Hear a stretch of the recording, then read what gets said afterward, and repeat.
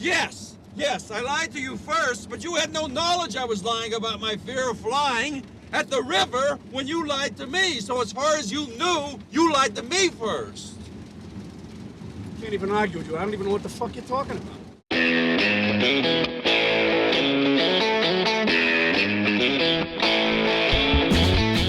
Hello and welcome once again to the Cine-Files, where each week we enter the world of a great film. We explore its themes, the history, the filmmaking, and the influence it has on us today. My name is Steve Morris. I'm a filmmaker and directing instructor in Los Angeles, California. Hello, everyone. My name is John Roca. I'm a voiceover artist, writer, producer, host of things over at Collider and numerous other podcasts. And I say that because we have a very special guest this Possibly week. Our most anticipated guest of all time. Has been requested since the beginning of the show. Numerous times. Yes. We are very, very happy to welcome from the Top 10 show, stand-up comedian and team Top 10 on the Schmodown. Yes. Matt Nost, welcome to the Cine-Files. Guys, that's the best build-up I think I've had on a podcast in a very long time. It's in the top 2 discussion. You know, that was beautiful. Do you want to rank your introductions, like the top 10 introductions you've ever had? It's one of those things. You only remember the best and the worst, and everything else in the middle is just kind of it fades to black eventually over time. That's a fair point. It fades into itself. Well, we're thrilled to have you on the show, and I have to tell you so. I have to thank you because my feeling is that without the Top 10 show, there would be no Cine-Files.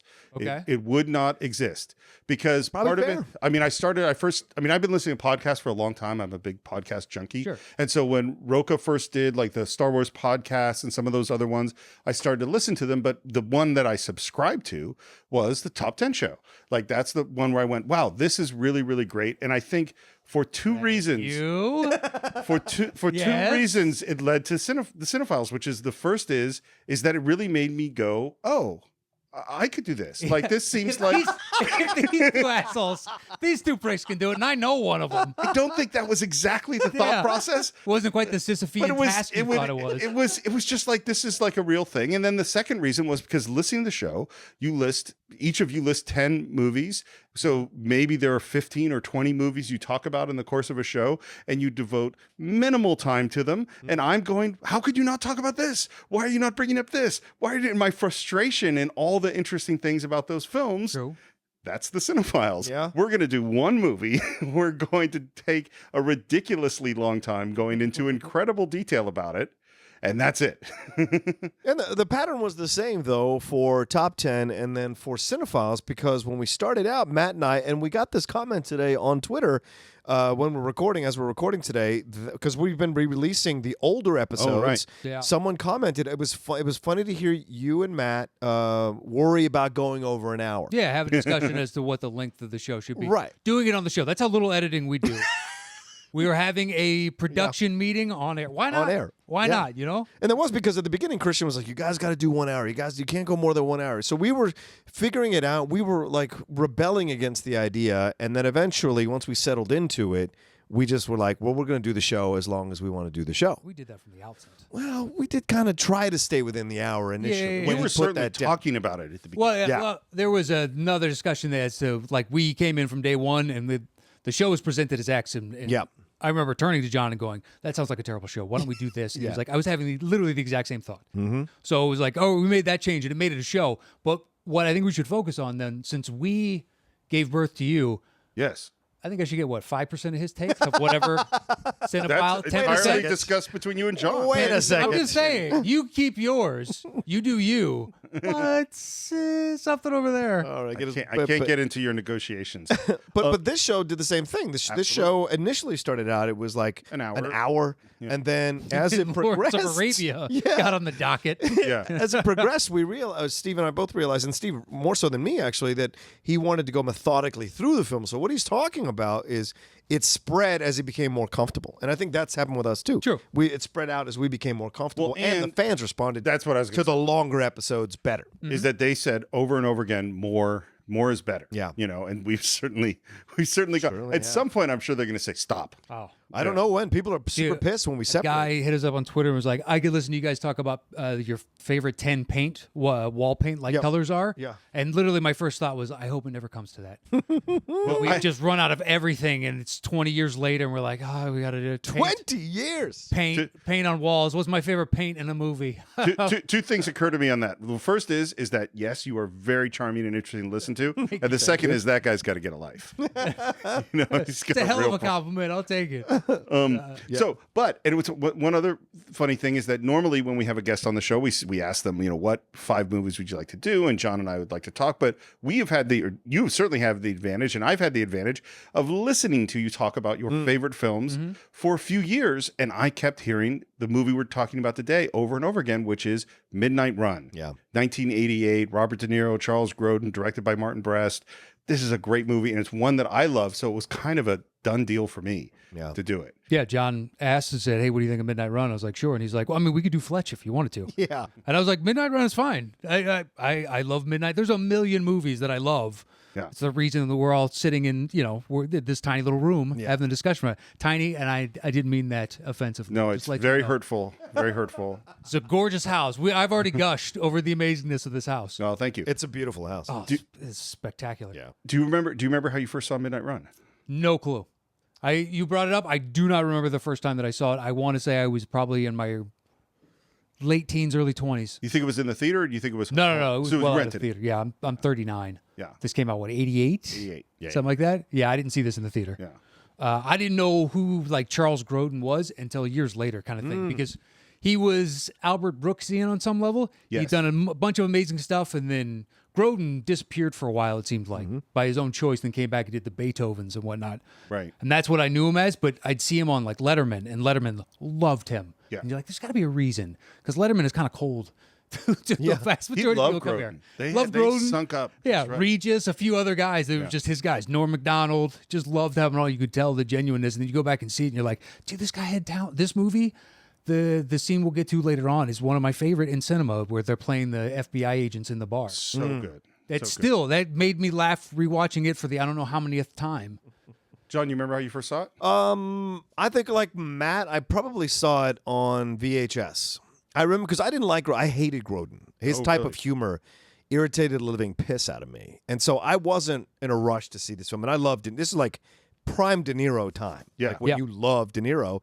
And I remember loving the trailer because that line that De Niro has when he jumps around the other side of the train, glad to see me. Yeah. That always stuck with me, and I used it for years when I was fucking with people. And so that always stayed with me. So then eventually I finally broke down and I think probably rented it and then watched it, and I thoroughly enjoyed it.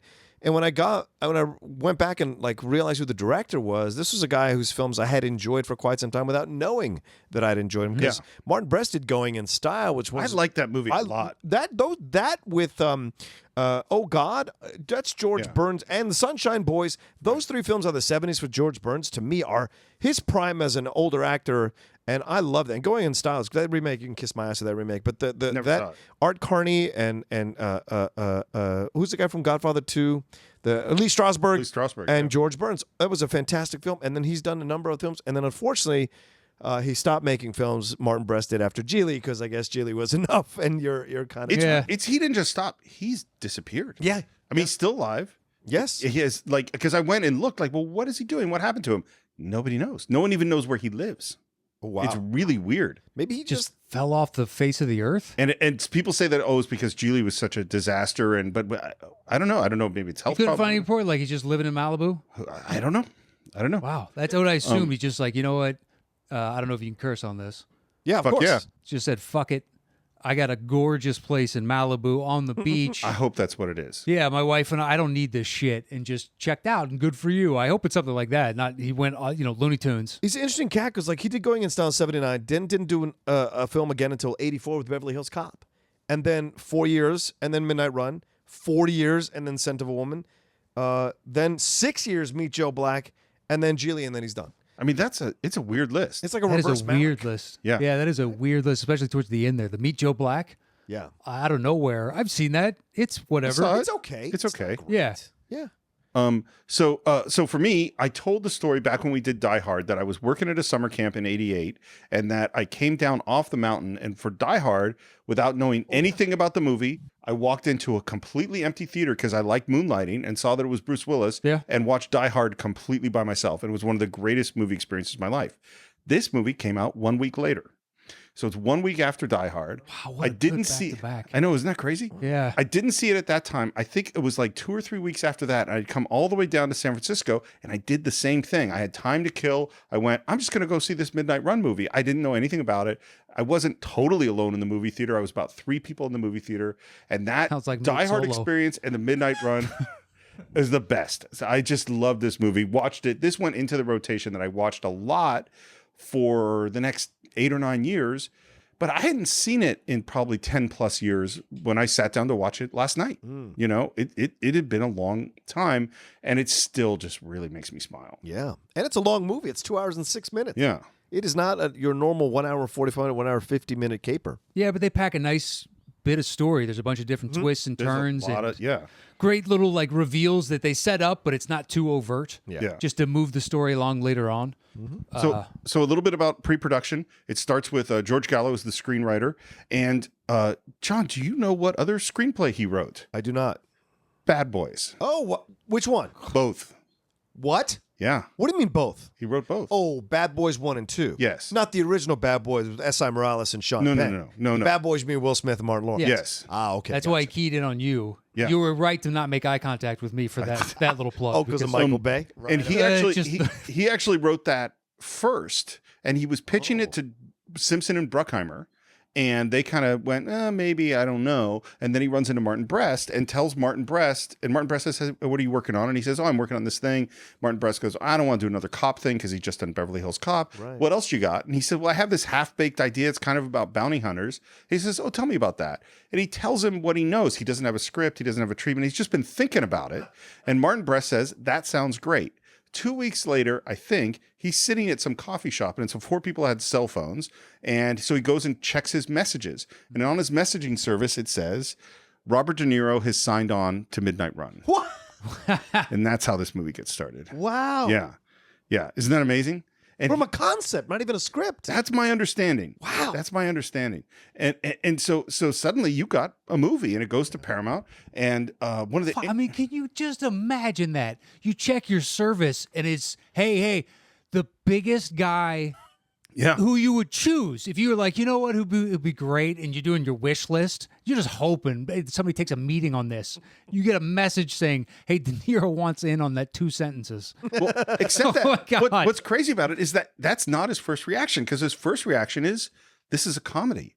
De Niro had never done a comedy. Right. And so his first Yeah, it's reaction true. is like, okay. And then his second reaction is just as you say, this will be perfect. Yeah. Yeah, he's the straight in most of the scenes. They let Grodin do. He's not really the straight. It's No, kind of a mix he between is, the two. he is funny. Yeah. He is really funny in He all has sorts of comfort. ways.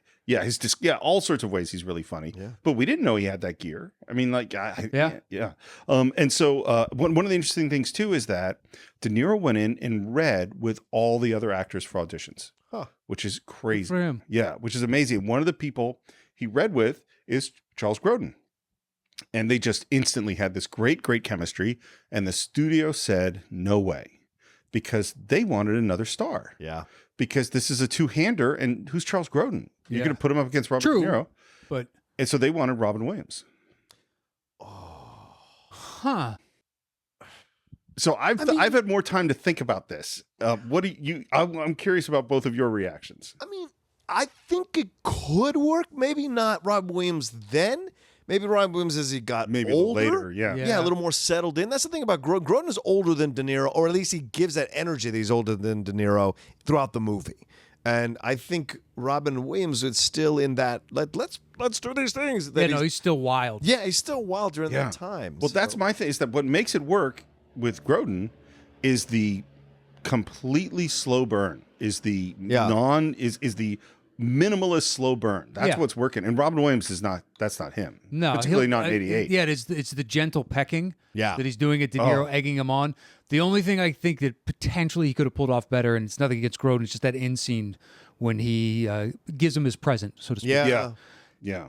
Robin has a compassion in his eyes, but I don't know if he had harnessed it just yet. But he went to Juilliard, didn't he? Yeah. Something like that. So I would imagine he could pull that off. It's nothing against Grodin, but I think Grodin is infinitely better served or serving of the project overall. Well, yeah, Robin could have done. I mean, Moscow on the Hudson is a glimpse into what Robin can do as a dramatic actor. Yeah. And even that weird Survivors movie. Well, and even like Athau. World According to Garp. I mean, he has Right, yes, absolutely. He had that gear to some degree, but and the other person, and this one is even crazier. The other person Paramount wanted was Cher. Cher? No. Wow, that's terrible. I hope that person got fired. Because it was right Cher? after Moonstruck. She just won the Oscar. Yeah, I don't care. No. Yeah, I don't care. No. And the screenwriter's reaction was, we can't have Robert De Niro saying, I'm going to beat you in the head and stick you in the toilet or something like that. Yeah, exactly. To Cher. That doesn't work. So Brest goes to Grodin and says, we need you to do a screen test. We gotta prove to the studio that you could do it. And the way that Hollywood works is that if you're going to do a screen test, well, then you have to write up a contract. You don't do the screen test until you have locked in what your pay is going to be. Wow. That's how it's going to work. And so Grodin says, sure, I'll do it. And he basically asked for 4 or 5 times the highest amount of money he's ever gotten. And the studio goes, no way. We don't want this Grodin guy. You have to do Robin Williams. That's it.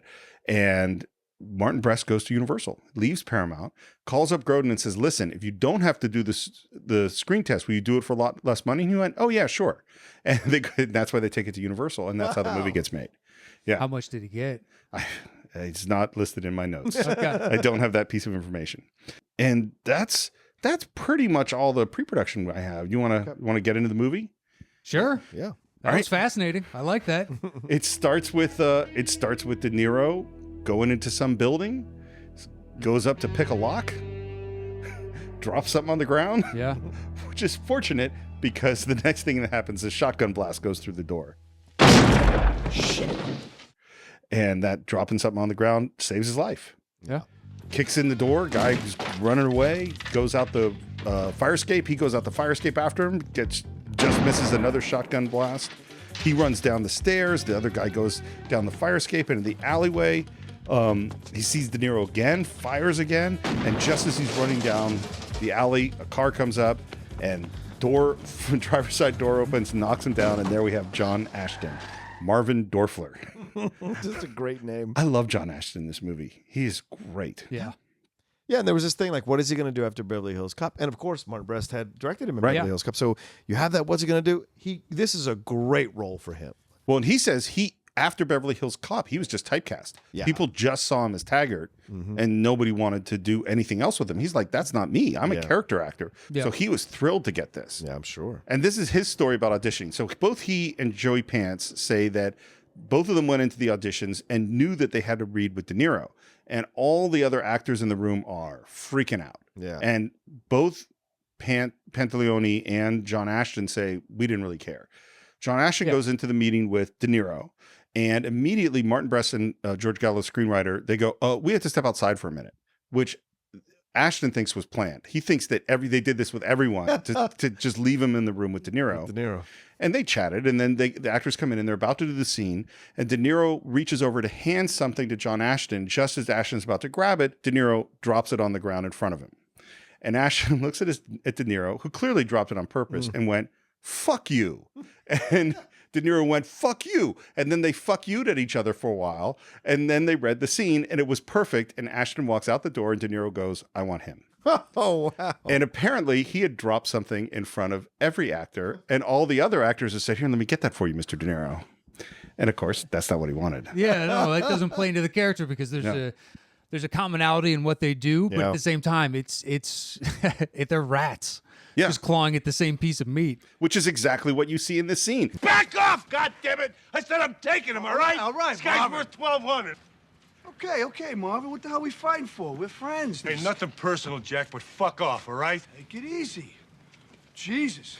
Marvin Dorfler is another bounty hunter, and he wants to take this guy in, and he's now got the jump on De Niro's character, which is Jack Walsh, and then De Niro does this, look over there. Marvin looks, he punches in the face, steals the car, grabs the guy, says thanks for the car, and cue music, cue titles, we are off onto Midnight Run.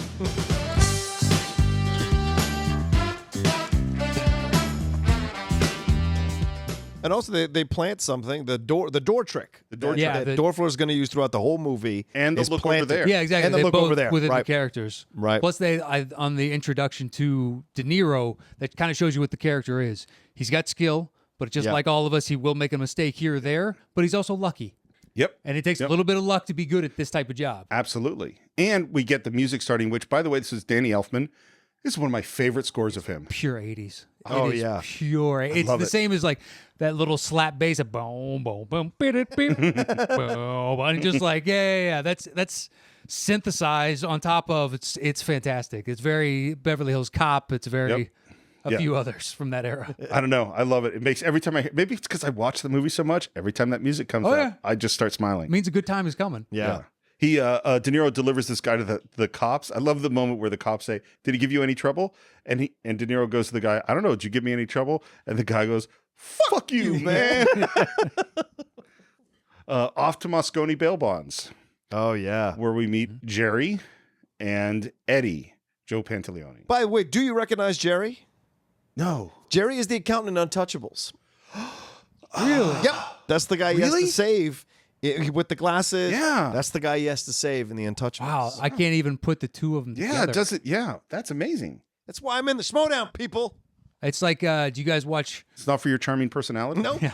Billions and the Americans? I saw the first season of Billions. Okay, so Dollar Bill, the bald guy, Yeah, loud, abrasive. He is the preacher on the Americans. really. Yeah, and I can't never- unsee it, yeah. but the preacher's like, oh, with the hair, the P, totally. It's the same actor, but it just he creates two completely distinct That's different amazing. characters. Yep, that's amazing. And we go in. De Niro wants to get his money because Pantaleone's the bail bondsman. He says, Ooh, Boucher, good score, Jack. 900, right? No, it's 1,200. No, 9. That's 1,200. Come on. No. Yeah, you're right.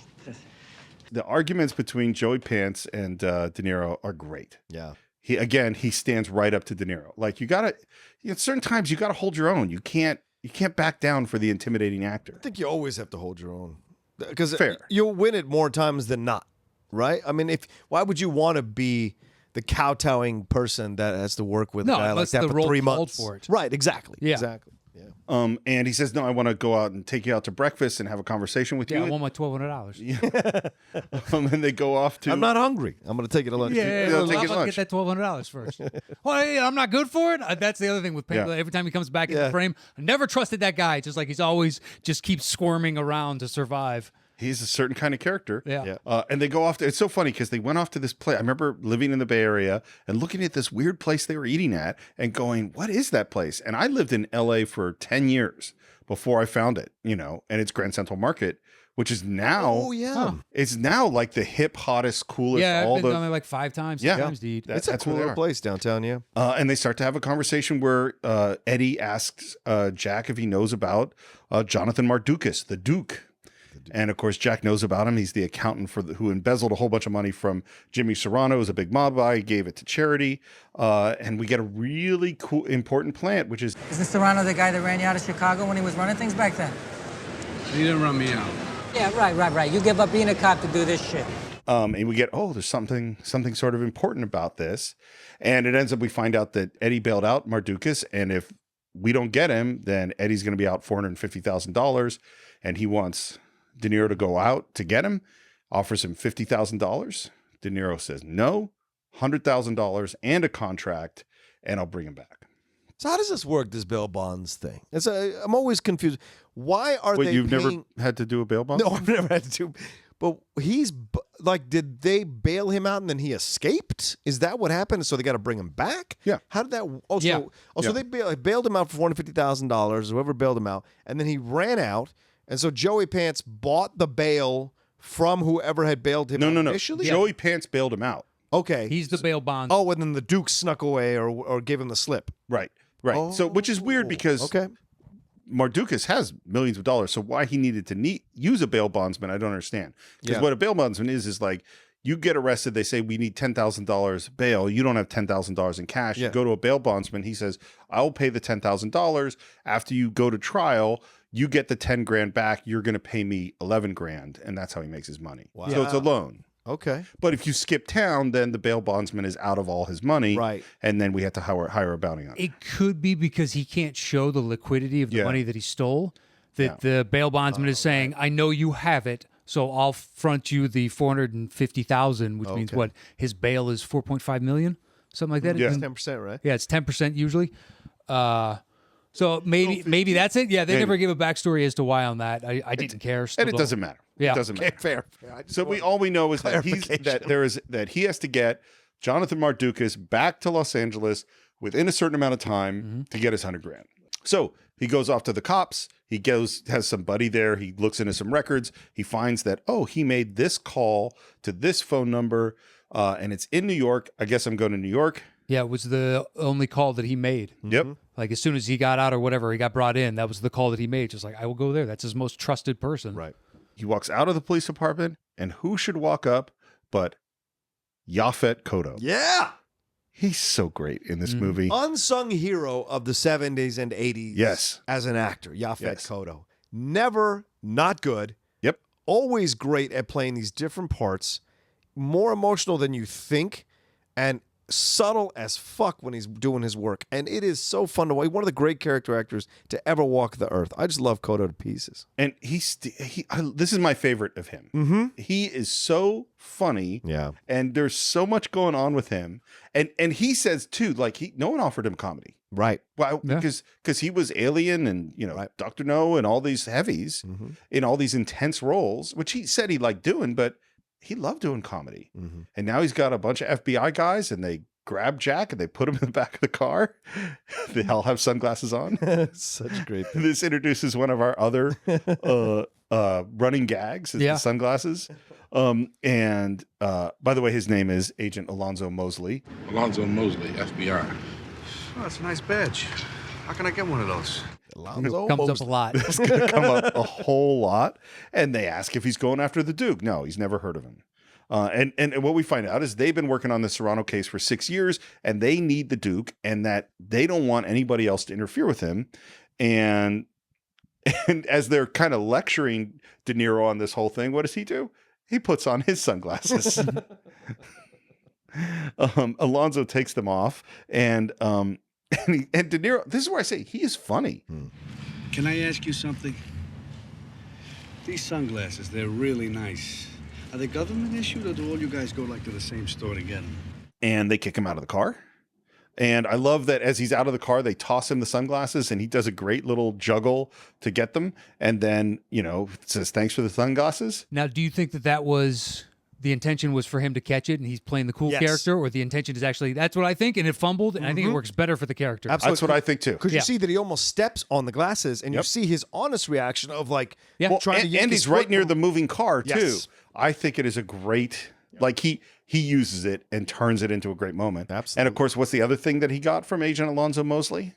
his badge. His got his badge. Yeah. And he has that great, which was in the trailer, the turnaround badge flash moment is awesome. He gets on a plane. What's he doing?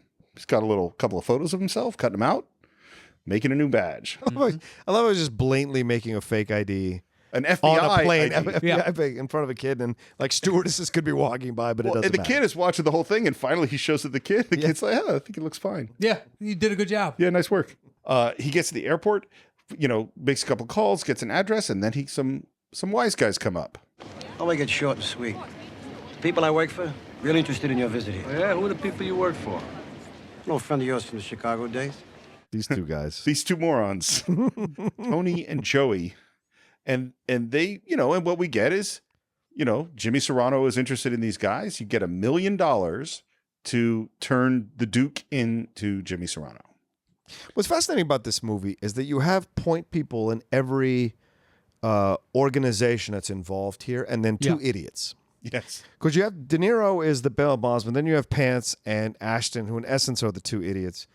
Yaphet Kotto, he has two idiot FBI guys who are behind him, helping him, the bald dude and the other dude with the curly brown hair. Yeah. And in this situation as well, you have Dennis Farina, and then you have these two idiots bumbling around trying to do things. So that's what helps the comedy, is that you have these tent poles, and then you have everyone else around acting the fool, and it helps you to stay not too serious throughout the whole movie. Yeah, It's great. It also gives gravity to those people that are above them. Yes. So when they do finally interact with characters, there's weight within those scenes. Yeah. So you actually you fear them a little bit as opposed to the two bubbling idiots where they're. I love the shadow boxing scene. Oh, Jesus Christ. That is so good every time because he's on the phone. He's like, "What are you fucking?" Because that's what happens with two guys, right? The two dumb guys are fucking around with this each all the other. time. Dipshit that is just muscle. He's just the guy's like literally. That's such a real scene of. Yeah. You would hope he would understand. We don't need to be doing this right now, but at the same time, he does seem like he'd be dumb enough to not care. Those little moments that decorate this film throughout. Well, this is throughout the whole film. There are all these little details, little character moments that weren't necessary, but are great. Hop along, Scappadooch. What does he call himself? It's like I don't even know what that means, but I like that line. And they say you change your mind. That gives him his phone number on a little matchbook, which is very important later on. We go off to a brownstone. He watches a woman go into the brownstone. Oh, wait, sorry, Steve. I don't want to cut you off. But that scene's important. This scene's important, their interaction, because we get the behind the scenes on a little more behind the scenes about the fact that De Niro didn't play ball with this guy. Yeah. And There's that's why a previous relationship. Yeah, that's why he got ran out of Chicago. It's for lack of a better phrase, because he didn't play ball with these two guys' boss, which we don't know yet who it is yet, like the actor yet. So you get this idea. So he takes the thing and he says, tell Jimmy I said hi or whatever. And we'll do that. And so there's already a relationship here established of where they feel they're above De Niro, like they're squeezing a guy. And De Niro now is in a different situation, having this come up. Well, they do such a great job in this movie of giving out little bits of information, like because we had Joey Pants say, "Isn't he the guy who ran you out of Chicago?" Right. And now we have them saying, "Oh, you should take this money," and we get the sense of the previous relationship. Yeah. And we'll get little bits of it as we go along until we get the full reveal later on. Yeah. So he's got a old style tape deck and some kind of electronic equipment, and then he goes off to a phone booth and he calls into this house. A woman answers. He introduces himself as Alonzo Mosley, Federal Bureau of Investigation. How are you this afternoon? We're going to hear that name a lot. Yeah. I don't know why he wouldn't change the name, but he does it. And he says, "Oh, we see that you were the first person that got called, and we need you to come down to the FBI office and answer some questions tomorrow morning. Just ask for Alonzo Mosley." He gets off the phone. He runs back to the car, turns on the tape recorder just in time to hear a phone call with the beeps, the tones, to another house where a woman answers the phone. And then who gets on the phone but Jonathan Mardukas, the Duke, and says, "Get off the phone." Yeah. They hang up. He replays the tape deck, and there he has the tones, and now he knows where the guy lives.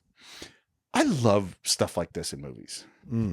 It's fun. I like watching how. Now, I don't know if any of this really works, but it's fun to watch. I remember, who was it? They got a toy out of a cereal box, and if they played specific tones, they got free long distance. Yeah. If you did it into the receiver of a phone.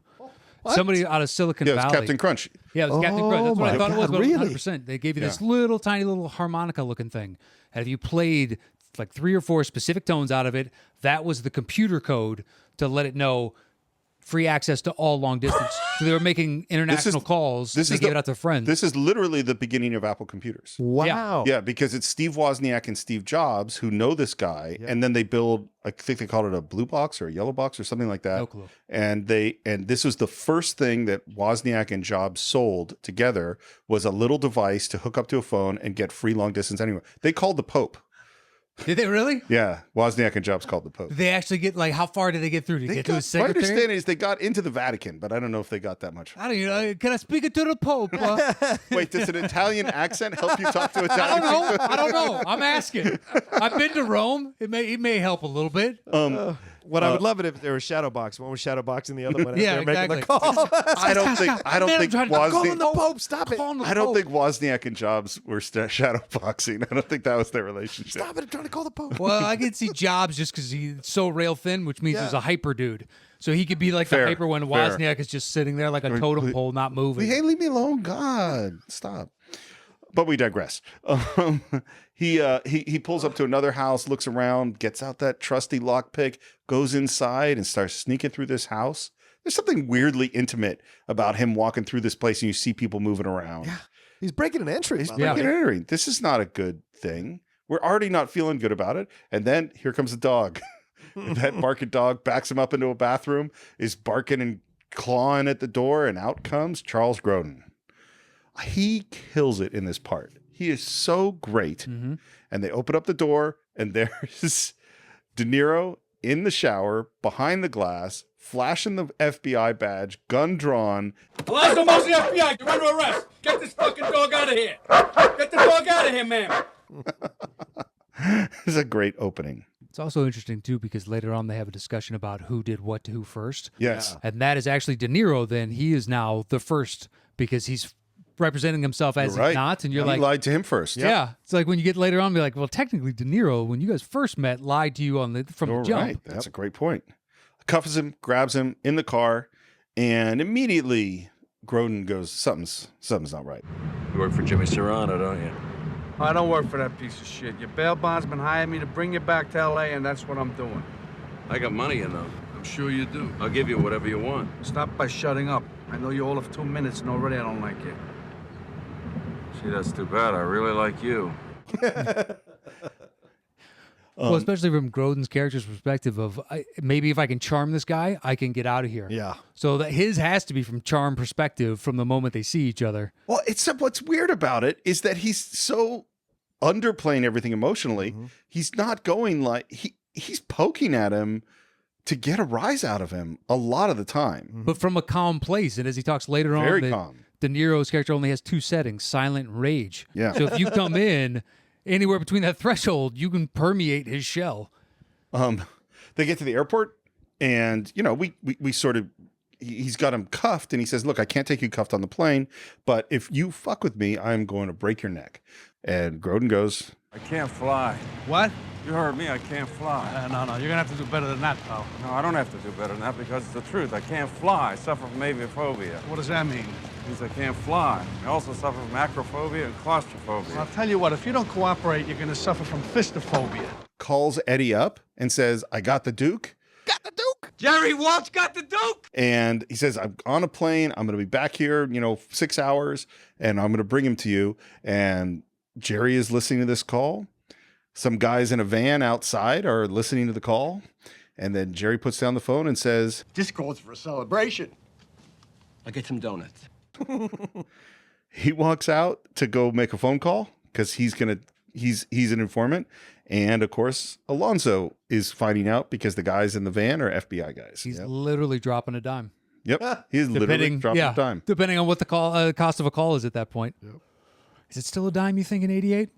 What do you think? I don't I even... feel like a quarter. You think it was a quarter by then? I think so. Okay. I don't know. I don't know. It was a long time ago. I don't know. Because I remember seeing the 5, 10, 25. Yep. I remember seeing that. But at what age did that transition? I don't know. That's a good point. I really feel like I've let down the Cine-Files that I don't have this information. At my You don't have fingertips. arcane information that has nothing really to do with I have this. a long list of notes, but that is not it's not among them. Let it be known that he just turned around his lap or iPad to show us all. Yeah, well, I'm calling you research suspect then. After you put suspect. in 17 hours on that, you couldn't give an extra hour for all the little details you didn't think about? Well, this is why I had to have you on the show, because I knew we needed to up our game, but I didn't know exactly yeah, well. good, it's good. And now I know that it's actually coinage and prices from whatever era. Boom. Next time you're on the show, You're welcome. if you come in and we do an ancient Egyptian epic, I will be able to tell you exactly how much. What, Stargate? What's your ancient Is that Egyptian? an ancient Egyptian epic? They go back to the time travel. They go to actually, what is it, a different dimension or something? Yeah. So now Alonzo and the FBI knows that he's in New York. The mob knows that he's in New York. They both know he's on a plane, that he's going to get back to LA. And we go to Las Vegas, and we meet Jimmy Serrano, which is Dennis Farina. Yeah. He's just the perfect mob boss casting. And this is for anyone who's listening, who's an actor in their later years, maybe. Farina is a case study. Farina was a cop for like 23 years, and then became an actor. And so he slid into these parts of playing a mafia guy or playing a cop so easily because of his experience on that side of the force. But the story that I heard is he got a start. He was a cop in Chicago. Yep. And De Niro was shooting a movie, and he managed to get himself on basically chauffeur duty. Yep. And, No, I that's, didn't know that. Yeah, I believe that's what got him into Hollywood side of acting. Was that he was waiting. He was an actor, but also a cop, and got that gig, and then it blossomed from there. So the fact that they're working all these years later, I believe that's a story. Yes. It makes it That's awesome. their scenes even all that much better, especially the closing ones in the airport. And the airport is great. Yeah, and they just you can see like, look, I believed in you back then. You're holding your own in this scene. Like you're an amazing actor. It's incredible to watch. Yeah. And they really wanted him, and he was making Crime Story at the time, the TV show. God damn it, I love that show. I never watched it. What? Yeah. Oh man, Michael Mann produced. Crime Story was fantastic. Farina is a Vegas cop in the 50s trying to track down this Vegas gangster. I think his name is Tony something, the actor. I forget Tony something, but he in the whole thing is him trying to track him down, trying to get him in trouble, trying to turn him into to the feds, everything like that. Stephen Lang's in the show. He plays a lawyer who's initially on the side of Dennis Farina throughout the whole show, and then he finds out this dirty shit that Farina did, and he said, if you can break the law and he can break the law, then I don't need to follow the law, and he becomes a mob lawyer, and he goes on Tony's side for the second season, and then they get caught in the nuclear bomb explosion that they testing out when they were testing out the nuclear bombs. It is such an insanely awesome, crazy show. It did the song "Runaway" from Del Shannon. They used that as the theme song. It's a great Michael Mann TV show. That's all I'll tell you. So the reason it would only make sense that Jimmy Serrano is a mob boss from Chicago, so naturally he's in Vegas. Right. Which makes no sense at all. The reason he's in Vegas is because he's literally shooting Crime Story at the same time. Oh. And the only way they could get him was to film Midnight Run, his parts in Vegas. Totally makes sense. I always just took it as he was He's- formerly in yeah. Chicago. Now, basically, we need to run shit in Vegas. That's what So I always got took it as, shifted. too. Yeah. It made perfect sense, but it's actually just because of production. We're on the plane. First class is nice. Uh-huh. I can make a habit of this. We get some champagne. He's looking at the menu. I remember my wife was on a production in Chicago, and I flew out to meet her and flew out coach, and then we went to fly home. And because of the production, we got to fly home first class. Nice. And I'd never done that. First class is nice. Oh Yeah. I don't want to pay an extra I'm not going to pay $3,000 for a fucking plane 5 ticket. to 1,000% increase over what I'm paying to fly in steerage. But so. it is nice. I think I'm gonna have the steak. How about you? I'm not hungry. Well, why don't you then get the lobster, because then I can get a little surf and turf action going. And meanwhile, there's this slow build of Grodin sitting next to him, and it is beautiful. No, I can't. No, I can't. Just relax. I can't. Just relax. Yeah. What did I tell you? And don't pull that shit on me. No. I'm telling you. I can't do it. I can't do it. No, get over there. I can't. These things go down. All right. These things go down. They go. It's too big. It's too big. It can't go up. It's my favorite scene in the movie. It really is. The slow progression of his, as we find out later in the film, fake being unsettled by being on the plane, the flight. It's just genius. It's absolute genius because he doesn't overdo it. It's so believable and so funny in the way everyone is reacting to it. And he's just, I can't. And he's almost holding on to De Niro like, you've got to help me. You don't understand. So it isn't like overly done. No, so the it people is watching it are like, geez, this is really happening. You know, it's so brilliant. These things go down. These things go down. They go down. Oh, it's amazing. The captain comes down and he flashes his FBI, badge, and like, this guy's my prisoner. Says I'm Alonzo Mosley, of course. And the captain's like, you can't take a prisoner who doesn't want to fly on this plane. I wonder if that's true. I don't know. I can't imagine they have a choice in the matter. I would imagine it's true because you unsettle the passengers if you have someone who can't fly because they freak out. Give them some value. Well, I guess. But isn't that violating his civil rights to sedate him? I don't know. I saw. Listen, I don't know. I'm not It didn't saying seem you're wrong. to be an issue on Con Air. I mean, Well, those are already convicted criminals. This guy is still, I see. Yeah. That's when he's still not fully through the legal. Right, Yeah, exactly. Probably figured that out. Well, he's going to be I guess they have him on trial, but the FBI wants to flip him Right. to use him to, be a stoolie against the mob boss. And this is the thing that, the moral problems with what De Niro is doing is huge, which is that the FBI wants to flip him and make him in witness protection because this is the key part of the key of the movie is what the Duke did was a heroic thing. Yeah. And De Niro knows that he's bringing him back to at least put him in jail and that people want to kill him. And so what he's doing is very questionable in lots of ways. And we'll get more into that as we go into the movie. Yeah. Yeah. But right now we're going into Grand Central Station because we're going to take a train. which Grodin is like, I love riding the train. Yeah, I know. What are you smiling? He's got that smirk. We get onto the train, and the Duke is very happy to see, we got a nice double room. This is really nice. And De Niro leads him back to the bathroom, puts him in, handcuffs him to the inside the bathroom, and says, So, this is my room, and that's your room. Good night. I just the thereafter when he's pleading his case. yeah. There's no air. There's no ventilation in here. I told you I was claustrophobic. Come on. What do you think I'm going to do? Jump off a train moving 90 miles an hour? Jack? Jack? That's what kills me about that. It just eventually it's like it's worth more to me to get him out here and shut him up as opposed to just keeping him in a separate little cubicle. Well, this is the thing with what Grodin did with this character is it's this monotone Jack. Exactly. I'd be surprised if he figured out that it was the Chinese water torture technique, because it's just the water, and you're just like, I can't do it anymore. It's just slowly wearing you down.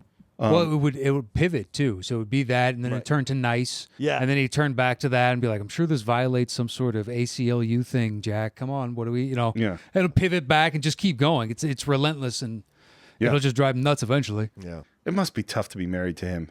That is not a guy you want a marital fight with. It seems really difficult. Honey.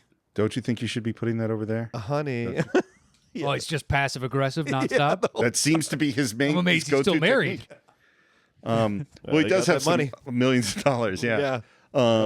And we have at LAX, and there's Alonzo at the plane, and he's talking to the captain, and he says, "I'm Special Agent Mosley," and the captain's response is, "Are all you guys named Mosley?" That means he took your badge. Yeah. And I love that turnaround of Yaphet Kotto looking at this idiot like, yeah, you think? You dumb son of a bitch. And they hear what happened. And at the same time, Jimmy Serrano is calling. Yeah? Is this moron number one? Put moron number two on the phone. Which is really how I think of those two guys. I had to look up that they're named Tony and Joey. Yeah. But to me, they're just moron number one. Tweedledee and Tweedledum. Yeah. And I love, Farina has all of these great lines like, You and that other dummy better start getting more personally involved in your work, or I'm going to stab you through the heart with a fucking pencil. Do you understand me? and then Joey, which is sort of the dumber of the two morons, goes, he ain't mad at me, is he, Tony? Yeah. Well, I mean, that's what the two of them, which you brought up before, being the underlings and whatnot, they inject humor into so many different spots that it helps move the movie along, too. It doesn't drag it down, it gets too serious, or, it gives it a nice even keel throughout. Yeah. Back in the sleeper car, Jack has now got a little notepad, and he's doing something on it, and the Duke asks him, what are you doing? Arithmetic. What for? Well, I was thinking after I turn your ass in and collect my money, I'm going to open up a nice little coffee shop.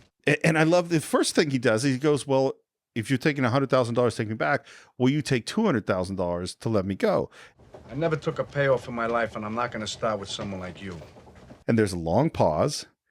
And then the Duke goes, a restaurant is a very tricky business. Yeah. If I were your accountant, I'd have to strongly advise you against it. You would, huh? Well, you're not my accountant. No, I mean, if I were your accountant... I told you. I took you out here. No, I'm just saying that it's a very, very tricky business. And if I were your accountant, I would really strongly have to advise you against it as an accountant. You're not my accountant. I realize I'm not your accountant. And then again, he won't let it go. You're right. It's Chinese water torture. Yep. It's just keep poking at him. And the last thing that Jack does in the scene is play with his watch, which again is one of these running threads, which are all so good in this film. We should add them up at some point, which is like, there's the sunglasses, there's the FBI badge, there's the playing with the watch. There's the car door, and then the, hey, look over there. Yep. There's a bunch. I think we're going to find more. I mean, obviously the Grodin constant Yeah. But that's not quite the same thing. Well, and we're going to have repetitions of lines like, why were you so unpopular with the Chicago Police Department? Yeah. You know, the repetition is really important in comedy. You know, I won't speak to you. You're the expert. It's utterly subjective. So sometimes it works. You can play by the rules, and sometimes the rules fail you because maybe the joke sucks. Well, because it has to actually be funny. That's the other part. Yeah. Of it. And then that in and of itself is subjective. Because some people find things that funny, and all of us sit there and go, I don't know what you're fucking talking about. Like, that is terrible.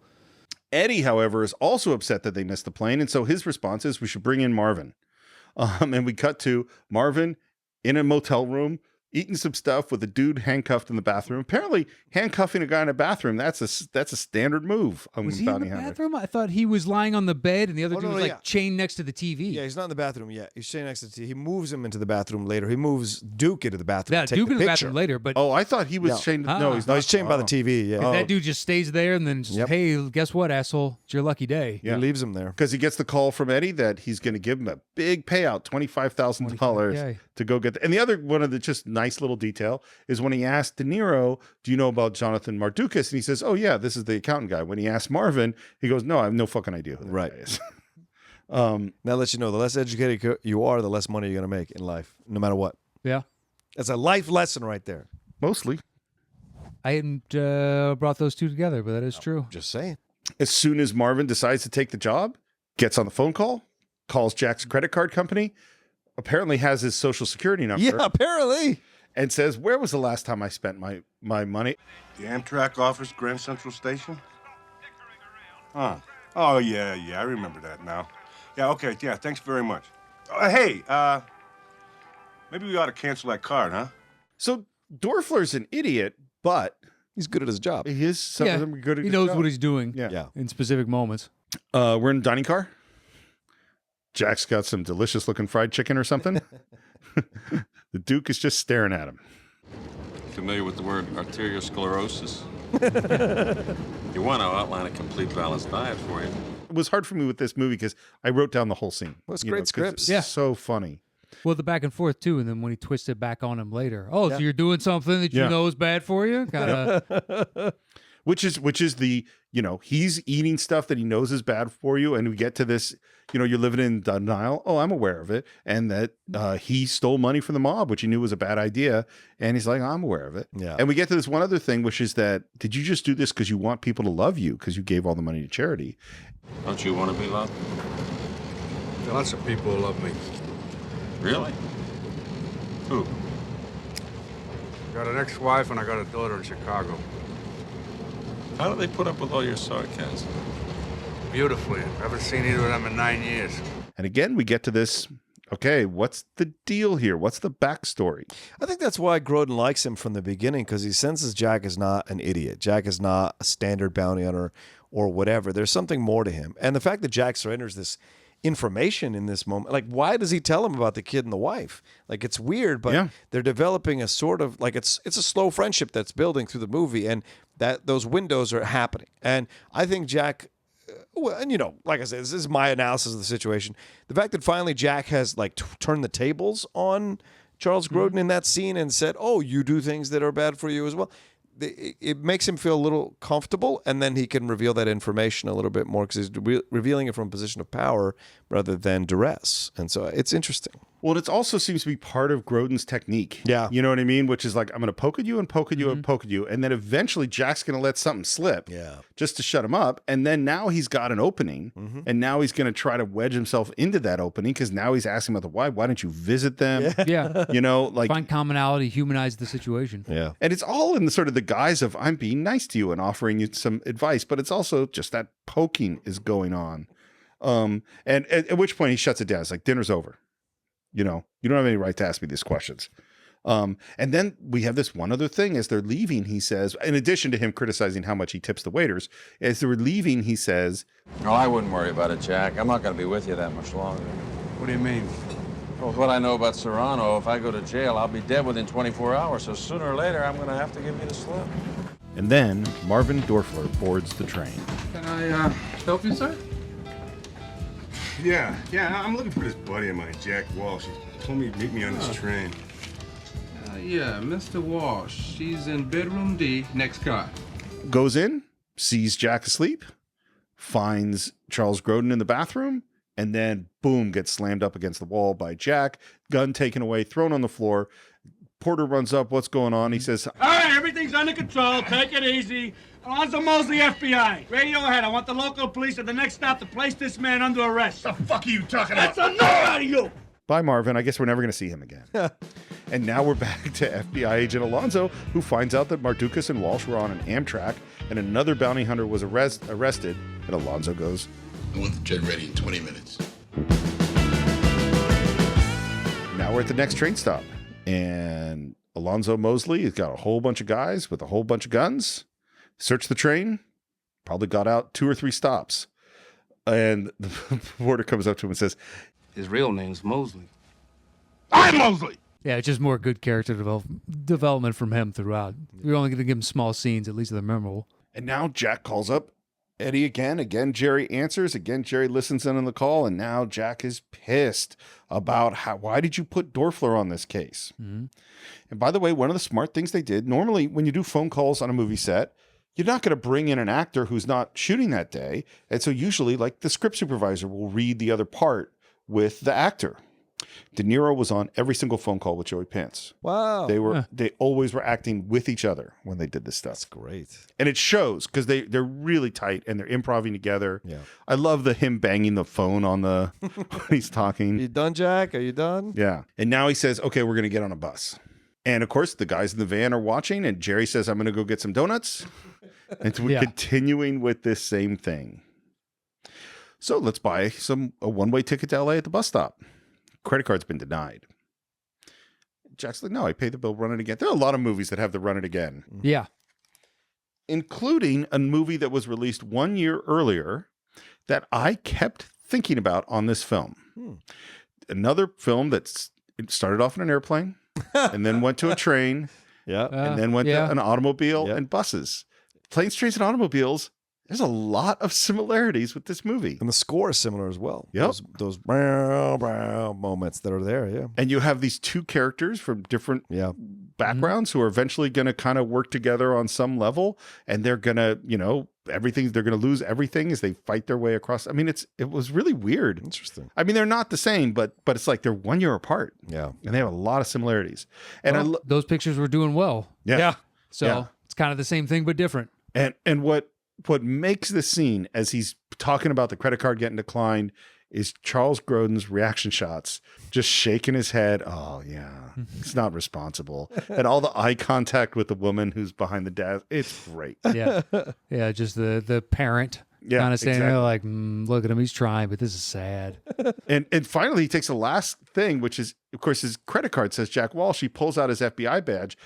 Alonzo, Jack Walsh, Federal Bureau of Investigation. This is an official business. I'm taking this man, and he's in my custody. I'm taking him to Los Angeles, okay? So please try this once more. Jack Walsh is not the name on that badge, sir. Would you like me to call the FBI? Or would you like to pay cash? I'll pay cash.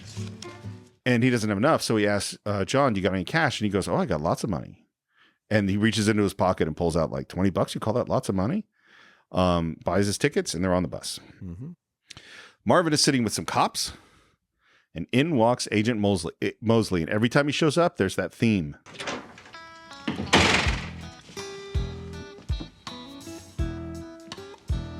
Walks in, takes his pack of cigarettes, lights a cigarette, pockets the pack.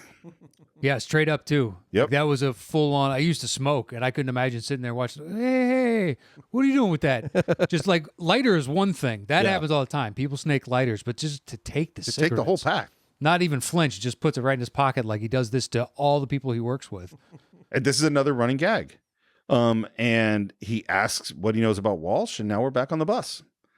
Jack is smoking on the bus. That was one of the weird things watching the movie. Yeah. We're smoking on the plane. Right. We're smoking on the bus. Everywhere. We're smoking everywhere. Yeah. Waiting in line to buy tickets. Yep.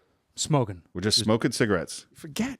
Yeah. I know. I remember when the band was coming and I thought it was crazy. I didn't even smoke at that point. I'd given it up and I was like, you smoke at a bar. Yeah. And now I can't imagine going to like a theater or friggin' Arby's. They used to have little ashtrays. Oh, yeah. Yeah. Just ridiculous. Well, and your car obviously had an ashtray. Right. Yeah. And it was funny, like when I go to places of like be in Vegas or something where they do allow smoking, I'm like, it's terrible.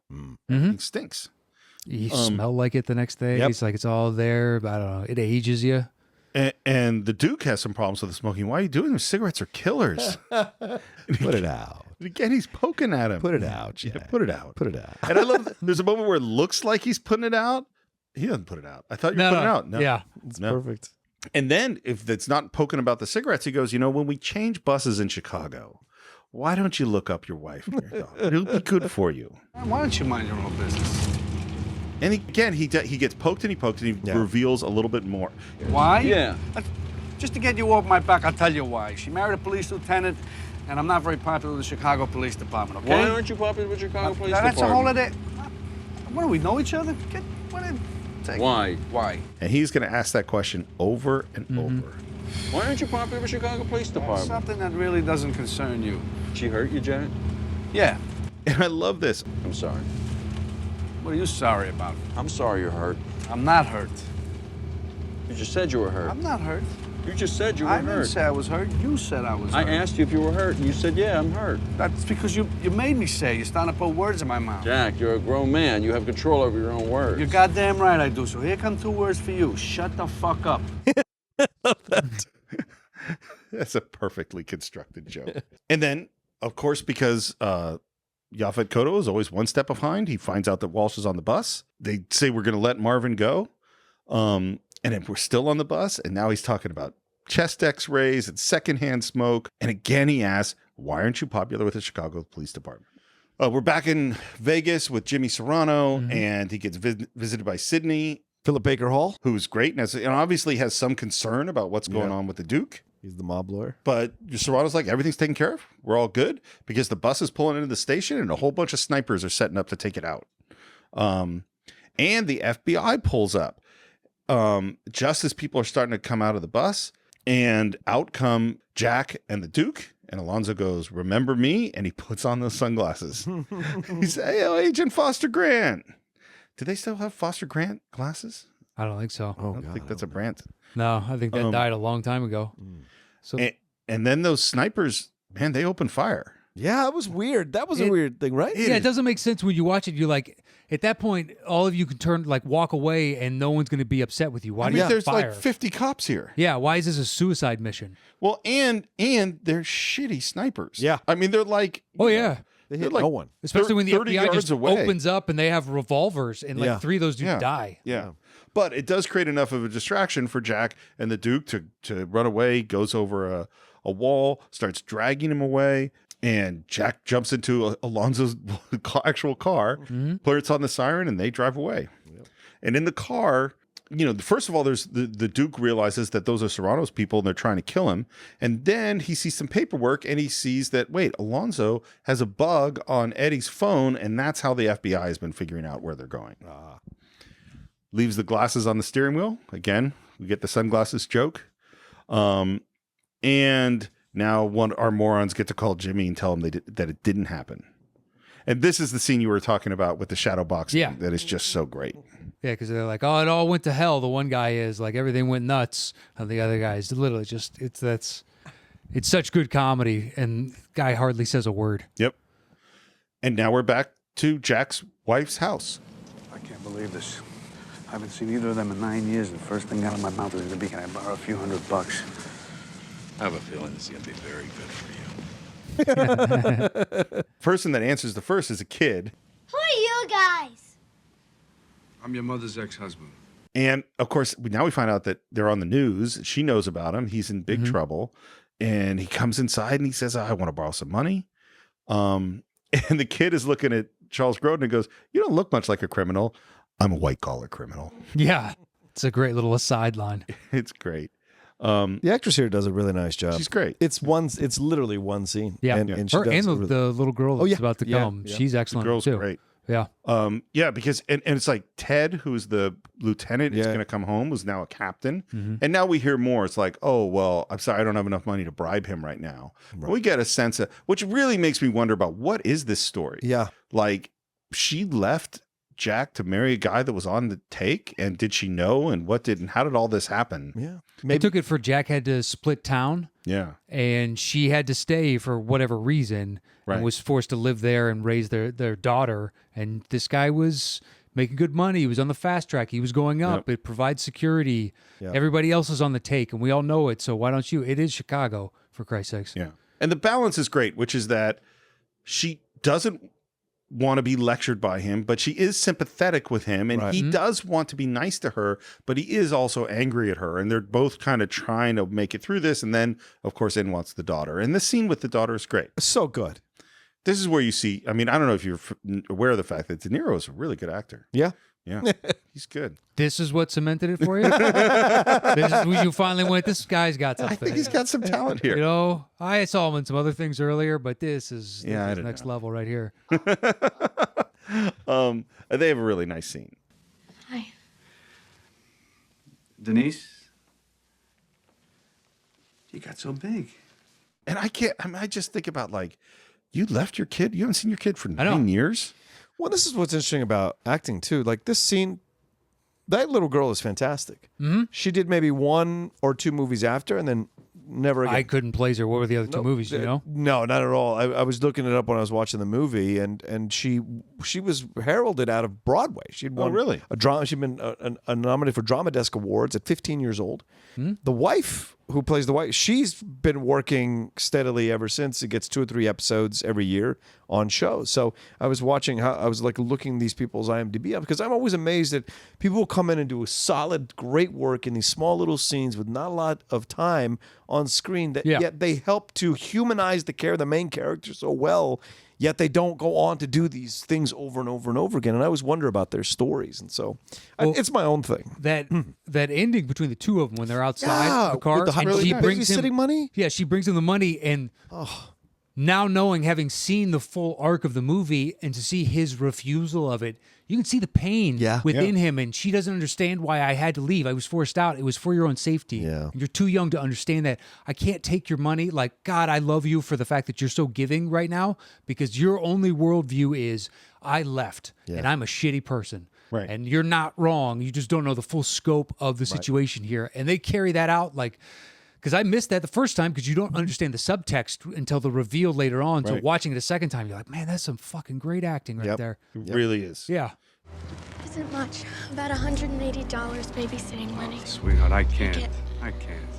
Please. I can't, sweetheart. And by the way, the wife is giving him $40 and the keys to the station wagon. Now we're at a payphone, and he makes a collect call for Eddie. Again, Jared gives Eddie the phone. And I love this scene. Where are you? Where am I? I'm in Boise, Idaho. No, wait a minute. I'm in Anchorage, Alaska. No, wait. I'm in Casper, Wyoming. I'm in the lobby of a Howard Johnson's, and I'm wearing a pink carnation.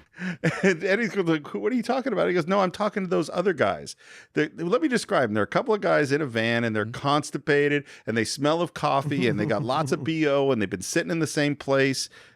And that's, of course, when he reveals that your phone is tapped. So then he says, he gives him instructions, go to Chen Lu's.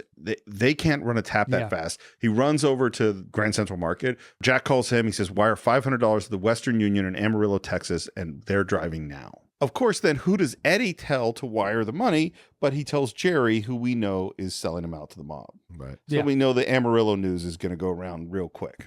And of course, we tell Dorfler let's get Marvin Dorfler down there too. We're on the road. 96 bottles of beer on the wall. 96 bottles of beer on the wall. Ba ba boom. Ba da da da da da da da boom.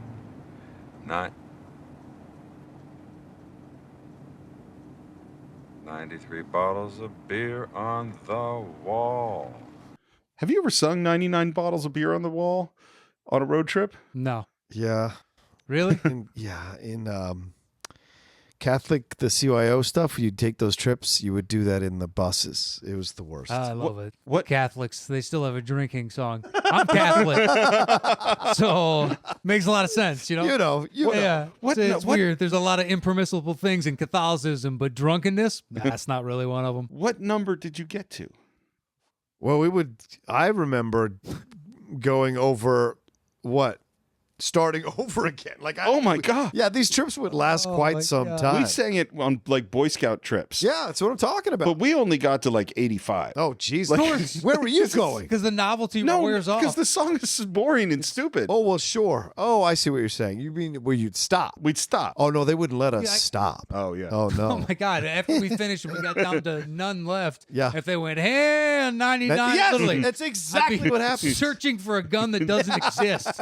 Oh my God! Just jump out that. You look at that emergency window thing on the bus. It's like, I can't do this again. Yeah, you're gonna have like repetitive stress syndrome from just banging your head against the glass. But Charles Grodin's interpretation of this song is 93 bottles of beer on Jumps the ahead. wall. Yeah, he skips a bunch of numbers. He's like, he's just humming it along, and then suddenly they're 3 ahead. Oh, the hum was worth 3, wasn't it? And we go, of course, right into. Why were you so unpopular with the Chicago Police Department? Because your personality? And then he gives him a little more that his wife married a corrupt cop, and he asks, "What happened to you?" And again, great reaction from De Niro. He has just. It's the comedy chops that I'd never seen before that are just so good. But it also feels like this case and this guy showed up at a time when he was having his own thoughts about what he's doing with his life. Mm-hmm. Like he seems to have caught him at this time when he's self-reflective about his life. Right. Which is why when he's asking these questions, De Niro is kind of playing that in wanting to tell him and wanting to be open about it, but then like not being sure about it. But it's definitely something that's been weighing on his mind. Well, plus, what other social interaction does he have? Yeah. Who does he have to talk to? Oh, that's a good point. Yeah. He's such a solitary individual. If you're a bounty hunter and you're dealing with loan sharks, that guy's the closest thing you have to a friend. Right. You can't tell him all this stuff, and you're alone, and Grodin's not so bad. Well, yeah, because most of the guys he's bringing in are just low-life scumbags. Yeah. He's not going to share anything with them. Tried to shoot him with a shotgun, and that's, we assume, par for the course. Yeah, but now he's got many days with this guy who is intelligent and perceptive and keeps asking. Compassionate. You already know that because he gave the money away to the poor. Right. Yeah. Like, moralistically, a good person. Yeah. And now we do hear a little bit more that he was undercover cop, that he was working a heroin dealer. He had spent a year getting close to the guy. Right. And then he got framed. You know, they planted a bunch of heroin on him, and his choices were go on the payroll or go to jail. And he says, I didn't go on the payroll. And you think he just skipped town.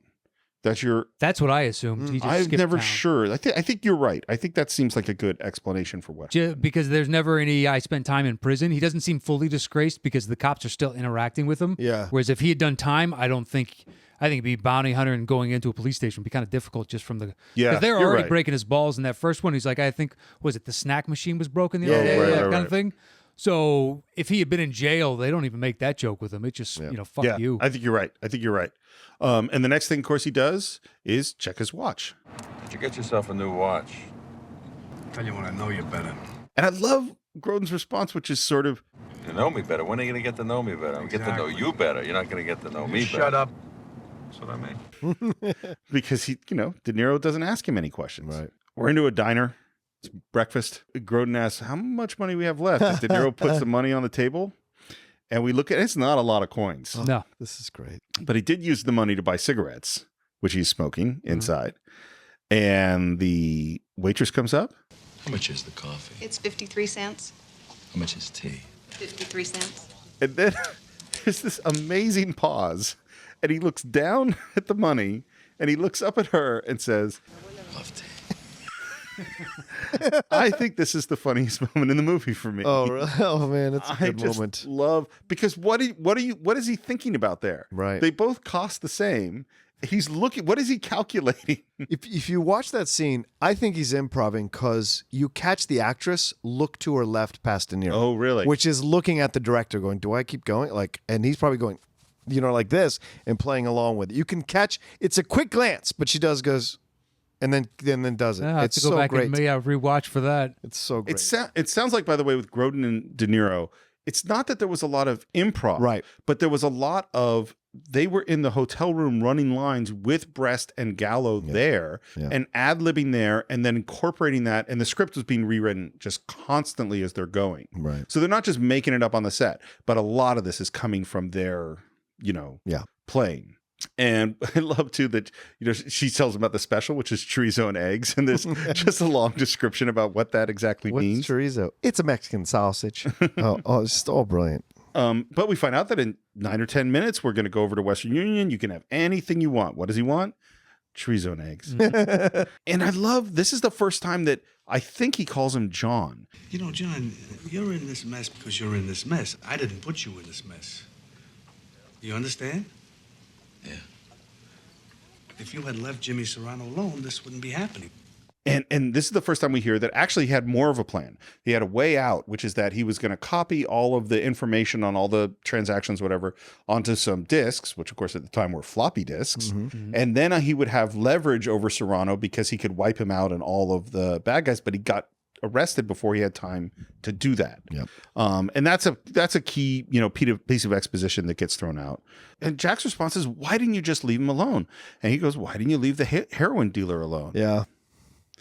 And now we hear a little bit more of Grodin's backstory, which is he thought he had a legitimate job. Yeah. And the discovery of going like, oh, I'm actually helping horrible criminals do horrible things was hugely painful. Yeah, but John, you still took what didn't belong to you. How can you be on the side of a mobster? I'm not on the side of a mobster. You're on his side if you're not on my side. I'm not on anybody's side. I got nothing to do with it. You got everything to do with this. You're taking me to jail, and in jail, you know I'll be killed. And this is where the real moral issues with Jack Walsh happen. And I love Grodin's argument, which is... Did you read about me in the papers? Yeah, I did. Were you on my side then? Yeah, I was. Then why aren't you now? Because now you're in my way. I'm in your way. I'm in your way. What you mean is you want the money for turning me in because that's all you're about. You're just about the fucking money. Yeah, but it's also like Jack has a certain code. Right. And right now you are unfortunately violating the one that supersedes apparently most others, which is my bread and butter. And that 100,000 could change his entire, life. And you are his, not meal ticket, so to speak, but you're a criminal. Yeah. You don't that's have it a to me. high ground to stand on. Well, I think he's divided up the world into criminals and not criminals. And this guy's on the criminal side, except that he's a good guy, and I think that's starting to penetrate a little bit. And it's interesting too, because he was around all the cops and those cops were on the criminal side, really, and yet they were not criminals. They were cops. Like this is where I think Jack is getting forced to think about these things. And we don't know at this point in the movie how much he's really thinking about them, like what he really thinks. Joey and Tony, our two morons, are at a helicopter trying on a hat, maybe take a picture. And of course, who do they see before they even have to get in the helicopter but Jack and the Duke walking out of that diner, and they grab him. And Jimmy sends his regards, and this is the end. I think these guys are going to die, except who comes up but Marvin firing a shotgun. Dorfler. Yeah. I love the way this is constructed, that we keep having our characters interact at just the perfect times. And does Marvin know who these guys are? Yeah. No clue. No clue. Knocks out one guy with the butt of the shotgun. Which what does he say it into the mic and then just yeah, bam. And then there's just some who the fuck are you? Who the fuck are you? And he knocks Tony out. And as this is going on, Jack handcuffs himself to John, and Marvin's like, give me the keys. And he takes out his keys and he drops them in the sewer. Yep. Package deal. Yep. Got to take them together. And we're driving along. And now Marvin's asking the question. I love, by the way, that we sit all three in the front seat. Yeah. Which doesn't really make sense, but it's great for the shot. Well, if you put them in the back seat, though, now they're a threat to the driver. Oh, actually, you're right. So That's you a have great to point. put them in the front seat. That's actually a really good point. And Marvin's now, the first time he's finding out that these are hired killers. Hired to kill who? And who sent them? And then we hear the name Jimmy Serrano. And even Marvin's heard of Jimmy Serrano. Yeah, if you got that much juice. Yeah.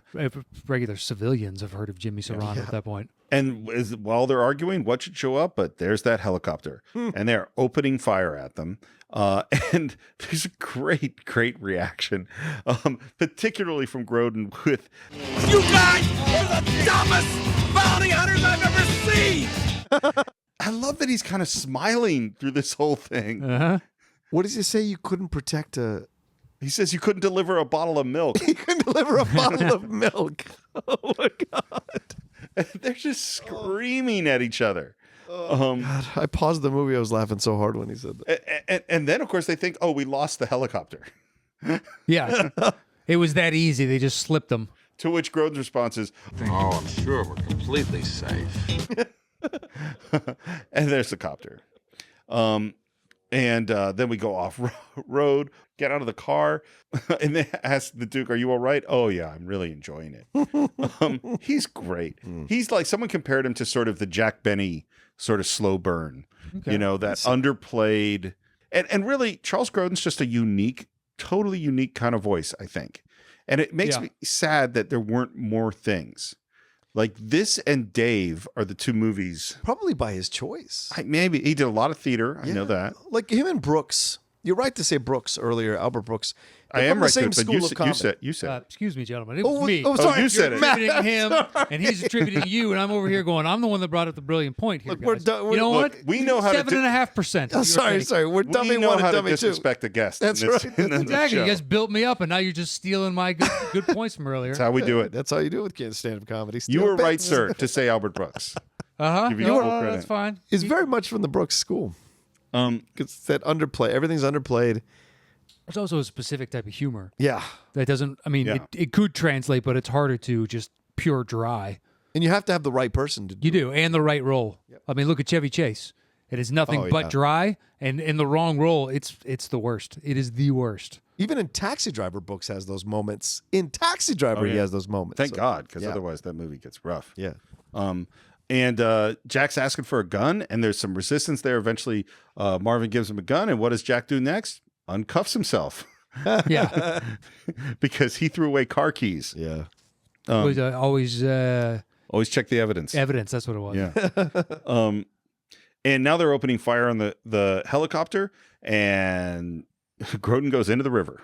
And after he goes into the river, Marvin finds out they're talking about the money that Eddie offered him, and that's when he finds out that Jack was going to get $100,000. Yeah, and a contract. Yeah. And then we have what I can only describe as the Danny Glover Lethal Weapon moment, as he takes careful aim at the chopper, almost quasi believable. If you hit that back rotor, and he unloads, 5 shots, 6 shots into it, so they're not saying it's pure, Schwarzenegger in Last Action Hero, where you can just, they're making fun of that, but in the movie, you just take one shot, it hits the gas can or the gas tank, it explodes. He rifles off 5-6 shots. Mm-hmm. Yeah, I think we're ramping up the level of silliness, because we're about to get to a car chase that is just ridiculous. But this is at least plausibly real. It's not going cartoonish. I'm not disliking it. I'm merely saying it's a moment. Yeah. He shoots it. So the chopper goes down, and then he does the same little trick on Marvin, punches him out, cuffs Marvin to the car, tosses the keys away, says "see you in LA," and jumps into the river. Right. The old jump into the river move. So originally when they shot this, they did this at the Colorado River, because that made sense, in the middle of winter. And they had that doesn't. De Niro had 2 wetsuits on, was in there for 3 minutes and sank underwater, could barely move. Wow. And they went, oh no, we can't do this. So they flew to New Zealand. What? Where it is not cold. Huh. And that's where they shot it. New Zealand? Yeah. Wow, before New Zealand was somewhere you go to film. Pre-Hobbit. Yeah. Isn't that crazy? And so they're both going down the rapids, and finally Grodin gets out. De Niro's hanging onto a rock and offers him a big log to grab and says, Promise to let me go? You promise to let me go? Fuck you! Promise to let me go? Fuck you! You're making it very difficult for me to do the right thing here. And De Niro promises, gets him out of the river, and they're talking for a minute, and he's saying thanks, and what does De Niro do? Cuffs him. Mm-hmm. And he says, I'll let you go to the second you're in the LA County Jail. Next thing that happened, cops find Marvin. And I love we come back to Grodin and De Niro. He's just on some monologue about Leonese potatoes. Yeah, out of nowhere. With all the money, he's it goes great with steak and pork chops. And I not only have you guys had Leonese potatoes? I don't know what it is. I have, yes. They're delicious. It's like fried potatoes and onions. Ooh. Okay. Yeah. I mean, how are they? Are they scalloped? Are they no, cubed? more like sort of roasted, roasted cube potato. Kind of a fancy version of your breakfast breakfast home fries. Yeah. Oh. Sure. Yeah. But very Sounds tasty. delicious. Yeah. I mean, I'm in favor of all the potato foods. There's no way you could do a potato that I'm against. No, I'm trying to think if I've ever had fries, crab. mashed, scalloped, hash Gotta be at browns. least one way that potato sucks. Potato au gratin, I'm not a big fan of. Yeah. Really? Oh, I like that. Potato Yeah, it's soup. not my favorite, but I can do it. Potato soup, sure, but Potato soup I can do. yeah, I got to be in the mood for it. There's got to be like just a straight boiled potato, but that can be good in a pot little roast or something. salt. Yeah. Yeah. Salt and butter. Roasted. Yeah, I like potatoes. Boom. There we go, guys. Cine-Files is pro potatoes. Very controversial stance. Have you guys thought about that for a T-shirt? It's a merchandising sales here. Potatoes. I think we can finally make it with this potato thing. We flag down a truck with some Native Americans and hop in the back. The morons have arrived in Vegas. Jimmy is pissed. Again, and this is sort of just touching in with our bad guys. The truck stops at this place in the middle of nowhere. You ever been to a place like this? Are you asking that as a legitimate question? Yes. Okay. Because I couldn't remember if I was thinking, did De Niro ever turn to Grodin and say that? That remote, maybe. I've done a lot of cross country driving. Yeah, I was at one place. I was like, oh wow, it's interesting. I mean, without phone is kind of difficult. I don't know if I've been without. Wait, what was the question? Have you ever been in a really middle of the nowhere? Yes, we broke down in Arizona when my dad and I were driving me cross country to move to LA. We broke down in Arizona with no cell service. Where in Arizona? In the middle of the Red Clay Mountains. Oh, yeah. On the 1-lane highways. And in my mind, because we had rented a diesel, because those idiots fucking rented us a diesel from U-Haul. And you can't get gas everywhere. Right. Yeah. Yeah, we had to gas up every 50 miles. It was insane. But And so still, though, as for a U-Haul, diesel is much better. I guess you get more bang for your buck. It's got better low-end torque. I mean, I'm saying, Jesus Christ, if you're moving, diesel makes a lot of sense. Not across country. Yeah, I don't know about the logistics of that, but it would make sense. Usually, diesel gets better mileage. That's what I'm saying. So we stopped because it kept breaking down because of an overheat. Right. Oh, geez. So it kept breaking down, overheat. So in Arizona, when it broke down in the middle, seriously, nothing but Red Clay Mountains. What And- route were you going through? Because that sounds like what, Sedona area? Probably 90. We took the 95 and then hooked on from something. You were on the 10 for most of it, probably. Yeah, you had to because eventually. the 10 you have to clip from the Phoenix. bottom. Right. Right. So we were. I don't know where the Red Clay Mountains. Then Yeah. I guess. Yeah. Well, either way, it was just like cliffs and red clay. It was just all around. And you're just nowhere. 1-lane highways. Yeah. Right. In the middle of nowhere, hot as fuck. No cell service. Because this is where you can die. Well, this is what I was thinking. I was like, well, if no cars come, and no cars came for forever. If no cars come, we'll have to hide inside the U-Haul, and Dad and I have to figure out how to sleep. Yeah. And we had my car on my old Mitsubishi Eclipse on one of those things. So one of us would sleep obviously in the car, and the other one would sleep. No in the gas in the car? No. So it was like that kind of thing where I was like, okay, what are we going to do here? Dude, you have an escape pod and you Yeah. don't fuel it? I Come didn't know on. what to tell you, buddy. We didn't think we were going to break down. Next time you have gas in that car. You're right. Yeah. Next time I have gas everywhere. Is that convertible Eclipse? Because that'd have been gorgeous in the night sky in the desert. All I was thinking about is coyotes and wolves. That's all I was thinking about. Is pure fear. Well, So- you're not a nature guy. No, I really fucking hate nature. I respect it. I respect it. You should. I don't want anything Yeah, to I do think with I'd it. be more afraid of snakes and scorpions. Well, yeah, that's a good point. We didn't get that far. So eventually, the truck did work. It maybe 2 hours after we broke down. The truck just to started cool again, down. and we got out of it. Yeah, Yeah. it was lucky. So we're in this middle of nowhere place. There's not even a phone. The nearest phone is 30 miles away. Yeah. The Duke sees this old biplane, which I don't know quite what it's doing there. Maybe it's an old crop duster or something. Yeah, out of nowhere. Yeah, kind of out of nowhere. Like, why did these guys? Yeah, But it's okay. It adds to the life of the movie itself. It gives it a nice Yeah. little. But we're not going to spend a lot of time. No, it's just like out of nowhere. It's like, what? There's a plane? A plane that's Okay. apparently fueled up and ready Yeah, to go. keys are in it. Yeah, because Grodin goes like, "Can I go use the bathroom?" And as De Niro's talking about where to get a phone, get a ride, get a car, get something, he starts to hear this plane shot up, and there's the Duke piloting the plane. Fear of flying, you son of a bitch! Get over here! Get back here, you son of a bitch! He runs after him, grabs onto that plane, and then this is where like the collateral damage of this thing you're doing is a lot. Yeah. Which first of all, he starts taking off, and there's some fun stunt work, and then he slams down something. The plane goes down on the ground. He drags Grodin out of the plane, and the plane goes off and crashes. His anger at Grodin is just. Oh, yeah. priceless.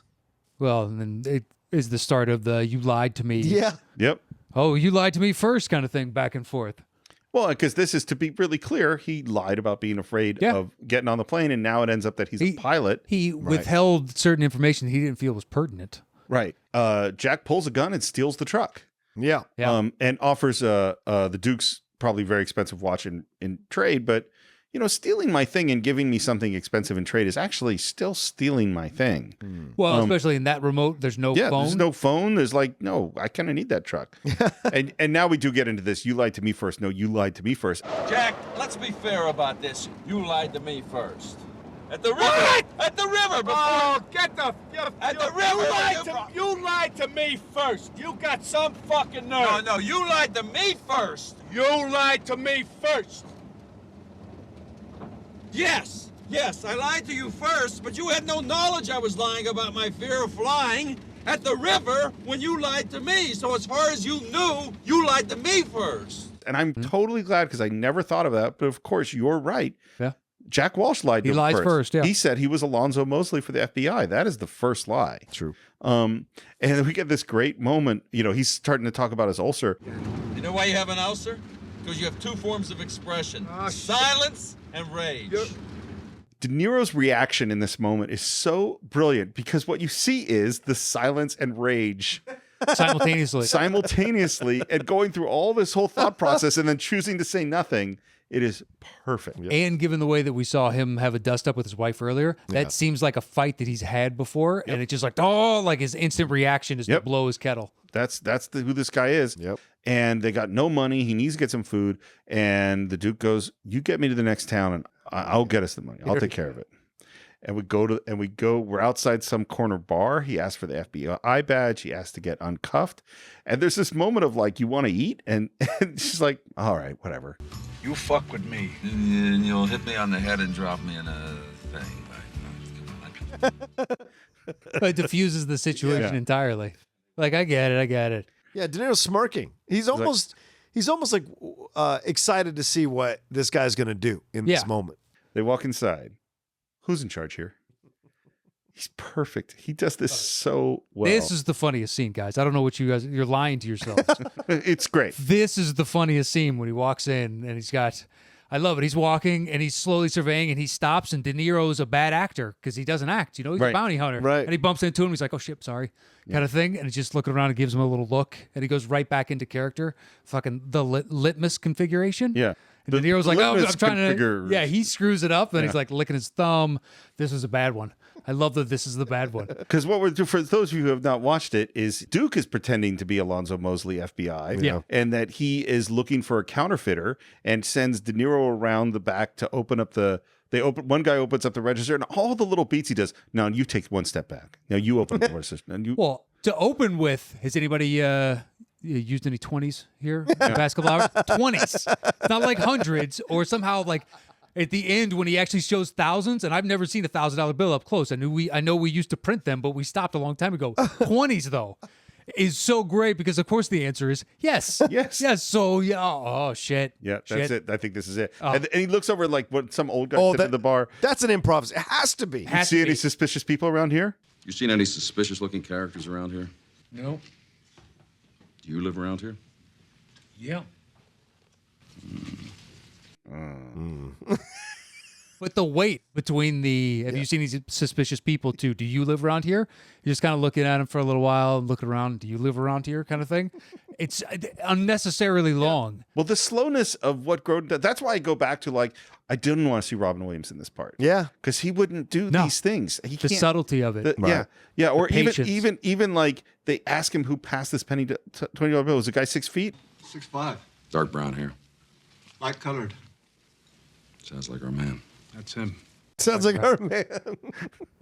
But just the back and forth on that, he's goading a tall guy, like 6 foot, 6'5", dark brown hair. Just the immediate that confirms. Yeah. Once you say 6'5", you've already set the ceiling at 6 foot, and be like, "No, I meant 6'5". We all know that I meant 6'5". Dark brown hair. What's No, so it was funny- actually light. Sounds like our man. It makes me think about Jonathan Mardukas, because he has shown 2 brilliant performances. Oh, yeah. One on the airplane and one now. And really what he's done is like, This is the way I don't know any of this, but the way I put it in my brain is that he was a completely normal, middle of the road guy. But now that he's basically outside the law, he has given himself permission to be this person that he had. You know what I mean? Well, he has nothing to lose. Nothing to lose. He has literally nothing to lose, because worst case scenario is he dies, and he already knows that. He's going, and they get up at the 20s. They head out. They have some groceries. They see a train. We're running for the train. Again, he's trying to resist running for the train in the same way he's trying to risk getting on the plane. Yet he manages to jump on the plane and closes the door on De Niro, yelling, "See you in the next life." Yeah, he jumps on the train. Yeah. And, and the guy sees him from the bar. The guy sees them from the bar. Yeah, so he makes the call. Oh yeah, what do they call you? Red. Red. Do you dye your hair? No. His name is Bill Wood. And it's Red's Corner Bar. It's such a random fucking. It is. You expect Grodin to do a follow up on that, and he just kind of goes, "It's not worth my time." Right. It's so good. It's the little mental calculation you see behind his eyes, because he's wanted to play with everybody else that he's come into contact with. He's like, "No, it's not worth it." The fruit's hanging too low on this. Exactly. It's not worth the effort. So the Duke is in the train, has closed the door. Jack jumps on the train, climbs up over the top, and comes down to the other side with the line, "Glad to see me." Oh my God. I don't know why that line always gets it. It's the angle that he's at. It's the anger in his voice. Oh, it's just great. Yeah, well, Grodin is like immediately like, "Oh, okay, Jack, calm down, Jack, calm down." Didn't they like, "In this our next life?" Or "Is this our next life?" Because he says that to him when he closes the door. Yeah, and now you see the full rage. Yeah. It comes out and finally ends with, "I'm not talking to you for the whole rest of the trip." And we're back. He's hurt. Jack is hurt. It's not a They've matter helped of, each other. He thinks that there's a camaraderie Because there. they did have a moment in the bar. They did. Yes. I mean, they really did. And he still. And they have saved each other's lives. Right. And you think that there's something there, but I got to give you the slip at some point. And of course, now we have Marvin and Alonzo again. I'm telling you, I don't know anything. Is that a fact? Oh, shit. And again, he takes his cigarettes. Why don't you quit? Be cheaper for both of us. Yeah. And this came from the fact that someone kept bumming. I don't think it was Yaphet Kotto. I think George Gallo kept bumming cigarettes at the bar, and John Ashton said that in a bar. Wow. And they went, "Well, we got to put this into the movie," and that's how that bit got created, which is a great little bit. Great line. And now we find out that an agent, Alonzo Mosley, hopped a train in Arizona or New Mexico or wherever. We're on the train at night, and Charles Grodin's having a conversation with himself. Jack? What? Which further do you think we have to go? None of your fucking business. No, because, eventually I'm going to have to go to the bathroom. Shut the fuck up. And then Grodin says, Did you ever have sex with an animal, Jack? Remember those chickens around the Indian reservation? There's some good-looking chickens there, Jack. Between us. Yeah, a couple there might have taken a shot at. That's great, though. It's really funny. Having the back and forth, and eventually Jack just goes, "Fine, let's talk." Let's talk. So here's the story behind this. Oh shit! There's a story. Yes. So they had the scene where he was furious on him. "I'm not talking to you for the rest of the trip." And then in the script, the next bit of line is when they start talking about the watch. "Why didn't you tell me about that watch? And you told me when you get to know me better," and all that stuff. And they have this really nice scene. And they try to do the scene, and it just doesn't work. And the reason it just doesn't work is because the emotional place we left the characters can't get to here. Mm-hmm. And De Niro finally just stopped talking. He's like, "I'm not going to respond. You have to earn this moment." And Martin Brest said to Charles Grodin, "Look, I don't know what to do, but you have to get him to talk to you." Yeah. And so the first thing he came up with was this, he's going to have the argument with himself. And then the chicken thing is an improv. And when he came up with the chicken thing, and De Niro started laughing and said, "Yeah, a couple of those I might take a shot at." Then they went on with the scene, Right. And it's actually a great lesson, I think, in all sorts of ways, is that first of all, you have to honor the emotional place you were in before. You can't skip over it. Yeah. And second of all, you really have to, you can't fake earn a moment in a scene. You have to actually earn it. So putting up this big obstacle and making this guy overcome it, the actor overcome it, that just totally works. It feels emotionally organic. It has to feel emotionally organic, and the audience knows. Exactly. Yeah. And then we find out, now we're talking about the watch, and that Gail bought him the watch, and that it's always 30 minutes. fast because he was always late. I forgot about this moment. Yeah. I forgot what the watch's significance was till I saw the film again. Somewhere in the back of my mind, I keep thinking we're gonna wind up together again. I don't know why. I'm still hanging on. I'm still waiting around. I don't think she's coming back. Yeah, I don't either. I don't either. Sometimes you just have to let go. Just get yourself a new watch. It's really powerful because he says to him, I don't think she's coming back. He's holding on to the watch thinking that she's going to come back someday. And, and he says, like, real matter-of-factly, and not to hurt him, he's just saying it in a way of, like, affection or friendship, like, I don't think she's coming back, and you got to let go. Yeah, if you're going to grow as a person, Yeah. you need to let certain things, die. And get a new watch. That hit me, man. That was a good line. It hit me this Sometimes time. you got to That's get a good new line. watch. Yeah. Especially Yeah. at the end. When they have that closing scene, and he gives him the watch, and you're like, wow, the significance of that for him. Yeah. And he's taking Grodin's advice, too, that I need to move on. Yeah. And I gave your watch away. You grow with this now. Like, give it a good home. Yeah. And I love, too, there's a nice pause and a very companionable moment. And then he says, You're okay, Jack. I think under different circumstances, you and I probably still would have hated each other. and I think that's a great way to go with the scene. Yep. But then Jack says, no, maybe we could have been friends. Yeah. And we get to in the next life. Yeah. In the next life. Marvin leaves the cops and we're back on the train and we think we kind of made it to Arizona. And so that means we're almost there, to which Grodin's response is, I'm almost dead. And he's kind of going, look, witness protection isn't so bad. I'm not going to make it to any witness protection program. You don't know that, John. I know that. You know that. Serrano's going to get to me before I get to any witness protection program. Do me a favor. Don't pretend you care about me. It really insults my intelligence. I mean, let's face it. The only important thing about me to you is getting your money. It's interesting because in Jack's mind, he's like, well, Serrano offered me $1 million. If I only cared about the money, I would have taken that. Right. And then again, he lets one little piece of information slip. The reason I do this shit in the first place was because I wouldn't work for that low-life asshole. Well, what does that mean? Nothing. And he tries to, same thing that happens over and over again. I let something slip. The Duke sees a way in and then he tries to shut it down. But then it ends up that, he's given him enough and Grodin figures out, oh, Serrano is the heroin dealer you told me about in Chicago? Who owned your buddies and destroyed your life? That's Serrano? That's the guy that you're taking me in? That's the guy that's going to kill me? Hope it's a wonderful coffee shop, Jack. Oh, man. Just a guilt trip. Yeah. Once he realizes the commonality and the moralistic stance you're taking is it's kind of bullshit. The train is pulling into the station. Time to jump off the train. No, I don't want to do it. No. He pulls him off the train, and there are like 1 million cops waiting at this station. This is where the movie has gone into ridiculous land. I mean, it's a ton of cops, a ton of cop cars.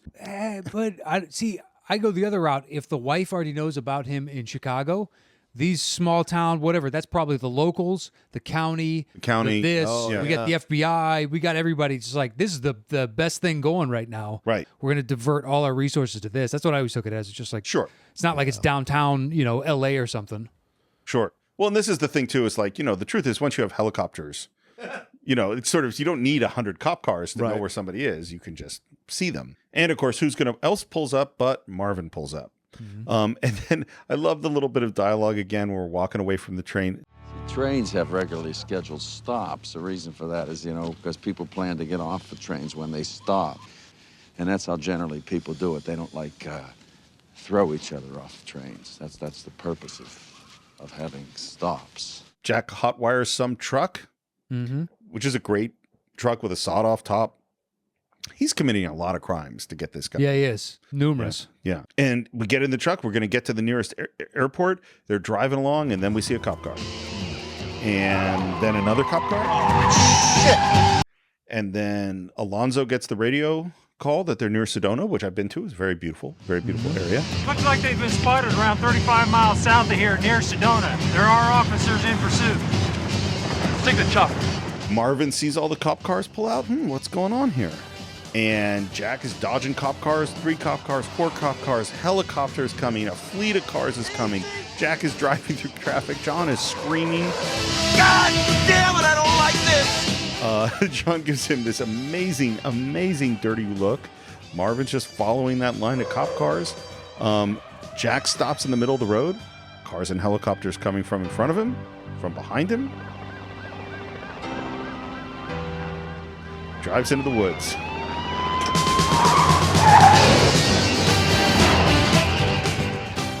This is the desperate move. And I love this part of the movie. I just think this is such an 80s sort of action sequence, you know? This kind of a thing. Where are you going, Jack? Let's find out when we get there. And the cops fall into the woods, and Jack is muttering to himself, I've come too far, too far. Yeah. I'm too close. And I was thinking as I was watching, it's like, oh yeah, this is the kind of movie where you just wreck a lot of cop cars. And there was a lot of 80s movies where you just wreck a lot of cop cars. Oh yeah. Like Blues Brothers, we're going to wreck a lot of cars. Yeah. Well, I mean, they're cheap, all things considered, and adds production value. So. Yeah. Well, and it's funny because today you're going to do some big CGI chase scenes. But it's the same thing. Yeah. It's crazy explosion, stupidness happens over here to distract the eye and give a sense of urgency within the scene. Absolutely. Yeah, and there's like, you know, cars crashing into cliffs and into trees and down rocks and flipping over, and they finally crash the car into a tree, and helicopters flying over and sees all these wrecked cop cars, and I do not understand why the helicopter just completely loses them. It just doesn't make any sense at all. Marvin gets off the road. Jack and John are like hiding behind a bush. And they walk up the dirt road, and here comes a car. Oh, good, we're saved. There's a car. They flag it down, and then this moment of, wait, is that Marvin? And I love John Ashton. Am I lucky or am I just good? Is that Marvin? Fucking A, I'm the best. And then we get the car door gag. Yeah, once again. Which looks really painful. Hell yeah, it does. He's definitely broken a rib at some point. Yeah. And grabs the Duke, see in L.A., Jack. And Marvin drives away. Jack is hurt. No sign of the helicopters, the cops. Right. All of that has disappeared. Jack has got the sad music and the lonely walk down the road and into some roadside diner. What's the guy behind the counter? It's he's in tons of stuff. He was in Batman, in the 1989 Batman. He was Bob. Yeah. Yes. He was his henchman. Yeah, he was. Right. That guy's in a million things. A ton of things. And there's just, you know, this is the thing. This movie's populated with great character actors. And we have a little cup of coffee, a little smoke, some sunglasses slide down, and there's Alonzo. Mm-hmm. Gee, I've been looking all over for these. Thanks, Alonzo. We get to the airport, and the Duke's saying, Marvin, I have a very, very serious fear of flying. And he says, well, just sleep on it. Punches him. Yeah, takes care of the problem right then and there. Jack wants a phone call.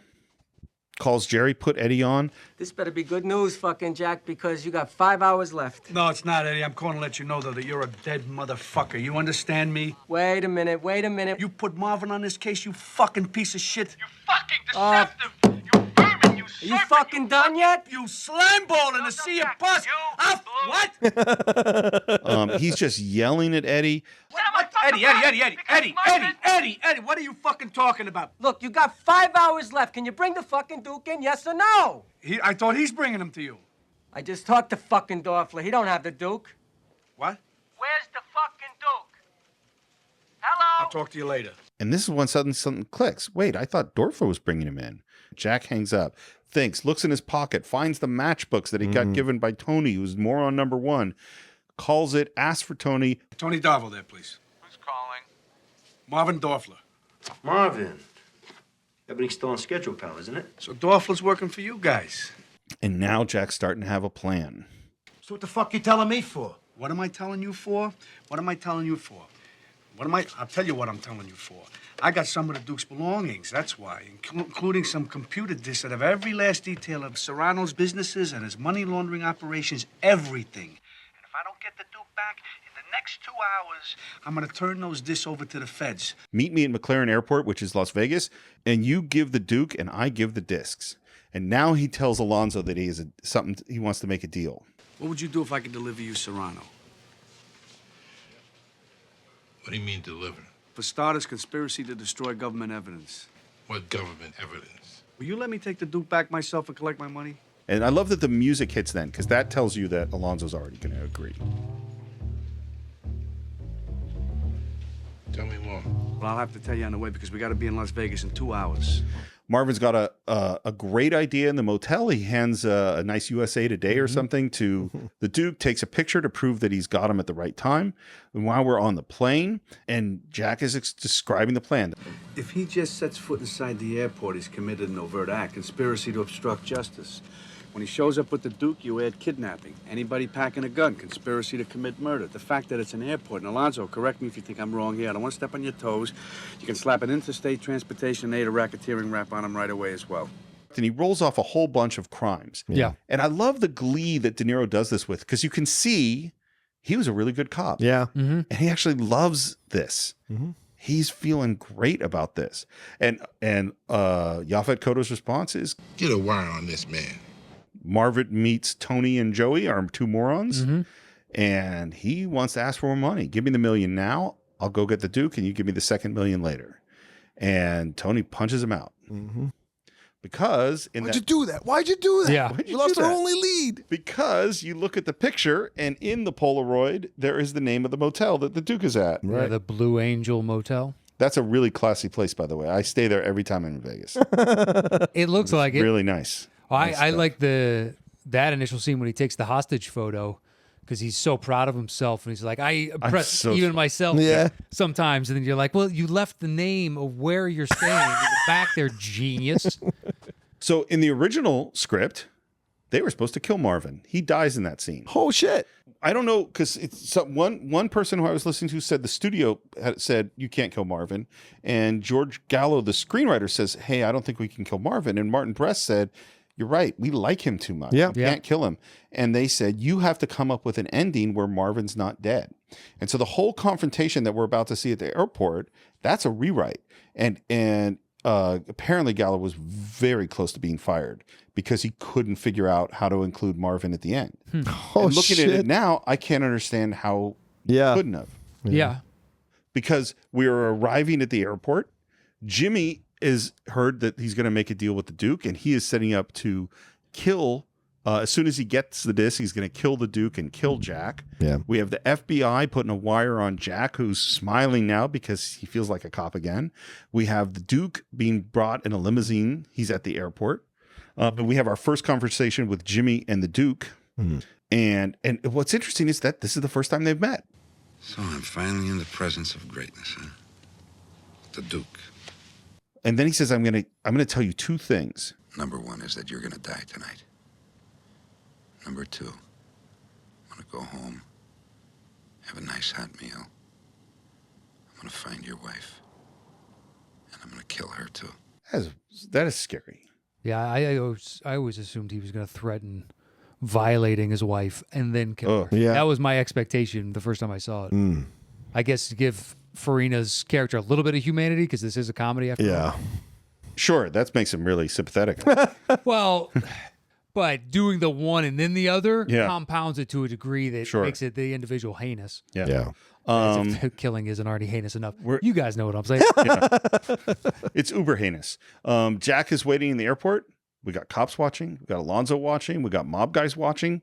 A lot of it seems like everybody in this airport is on it. Yeah. Especially when it breaks finally. Yeah. There's like 700 FBI I know, it's agents. Like out of crazy. nowhere, everybody, all the ticket agents, the passengers, was like, Jesus, how many man hours is this guy worth? I even saw a baggage handler got upset because he didn't get in there quick enough. And we got finally Dennis Farina and Robert De Niro having a conversation. The scene's great. It's terrible. He's terrible to him. Yeah. He says the most horrific things. Like insulting his clothes. Well, yeah, but then... brings up his wife. Yeah, she left you with a blah, blah, blah. And all this kind of must for suck. another guy who was on the take. Yeah. That doesn't drive you nuts that guy is now fucking your wife? Yeah, dude. Since we have this moment to share together, there's something I've been meaning to ask you. Doesn't it bother you that another copper is fucking your wife? Do you know they made this guy a captain? And of course, Alonzo and the FBI guys are going, just give him the disc. Give him the disc. Just give him the disc. and the conversation is going on because he doesn't want to give him the disc until he sees the Duke. Right. That's what he wants, which means the FBI guys really don't care about whether Mardukas gets killed. They don't care about that at all. Which is weird because he would only bolster their case. Right. Losing him doesn't help them. Keeping him alive, so why wouldn't you wait for the exchange? Because right now, all you're going to lose is a bounty hunter. Yeah. Right. That's the worst you're going to lose. Right. But the stress is getting worse. I love Yafet's line. This thing is going to give me a heart attack before it's all over. I know I'm going to get a heart attack. And then finally, they do bring in the Duke. And just as we're about to make an exchange, who should show up but Marvin? Because this is the solution that he came up with. Marvin is just there to get his plane ticket home. And the guy who's working the ticket counter, Martin Brest, is Martin Brest. Yep. Okay. Which I never knew. I never knew that because I didn't know what he looked like. And there's a great, the line, smoking or non-smoking, that's a Martin Brest ad-lib. To which John Ashton has the perfect perfect response. What do you think? And he pulls off and he goes after the situation because he's so put upon the whole movie that finally he thinks he's going to get he's going to win, like Marvin does in this moment. Because he spots Jack and goes, spots the Duke. He spots the Duke. He spots the Duke first. And goes, I've got this. I'm going to figure this out. Doesn't know who Jimmy Serrano looks like, apparently, and goes up, and the discs have just gotten exchanged, and Serrano's going, who the fuck are you? Who the fuck are you? Are you writing a book? Who the fuck are you? And he's going, Jack, get out of here. And he pushes Jack, and his hand slaps on his clothes, and that knocks out the wire. Wire's gone dead. So even though Serrano's got the discs, the FBI guys don't know. Yeah. Because he pulls the discs out of Jack's hands, and Jack's going, Serrano's got the discs. Serrano's got the discs. Serrano's got the discs. Let him go, Jack. Serrano's got the discs. Did he or did he not take the discs? I couldn't tell. There's too much going on down there. Serrano's got the discs. He's got the discs. And now he's yelling. Serrano's got the discs! Serrano's got the discs! Move in. And basically, you're right. Everyone in this airport is like 5 cop. million people. It turns into like a sketch. Yep. Or like a flash mob, and then suddenly everybody's dancing around. You're like, what the fuck is this? Yep. And De Niro walks up to Serrano and says, Jimmy, there's something I've been wanting to say to you for 10 years. Oh, yeah? What's that? You're under arrest. Alonzo says, we still got a deal? We got a deal. And John doesn't know what's going on. What's going on? Sorry, John. I got an hour and a half to get you back to L.A. And now we're on the plane. Jack's smoking on the plane. That's what you do, looking at the watch. And there's just a great look from Charles Grodin there. Off the plane, he cuffs Grodin. We get past that welcome to Los Angeles sign. He calls Eddie on the payphone. Well, where the hell are you? Where am I? I'm at the airport. And guess who I'm with? I'm with the Duke. You got him! Oh, you got him, Jack! I love you! Yeah. You want to say hello? Yeah, put him on. Yeah, say hello. Hello. Hello, you son of a bitch! We got you, you son of a bitch! Yeah. Now say goodbye, you lying little piece of shit, because I'm letting them go. And there's just a great look from Grodin. Which is what he promised him when he saved him out of the water. He was going to let him go. Yeah. So he did eventually let him go. Yeah. But he also did lie to him first. Well, yeah, you know. Would have been a nice coffee shop. Oh, Jesus. Oh. I don't get it. I did what I wanted to do, John. I got you to L.A. before midnight, so... I don't know what to say. Don't say anything. Knowing you make me want to put those back on you again. And for the first time, the Duke is at a loss for words. I don't know what to say. Thanks. No, John, thank you. Thank you. And that's when he takes off the watch and gives him the watch. Something to remember our adventure by. Jack. And then he says, you know what, I got something for you. And he kind of goes like, come closer, come closer. He does it like a child. Yeah. He like ponies up next to the telephone. Like the telephone booth, yeah. And he's almost hiding between the two. He's like, come here. Come here. Just like under his breath, like make motion because I don't want to, you don't know why. Yeah. And obviously the reason, $300K, I would be kind of sheepish about that as well.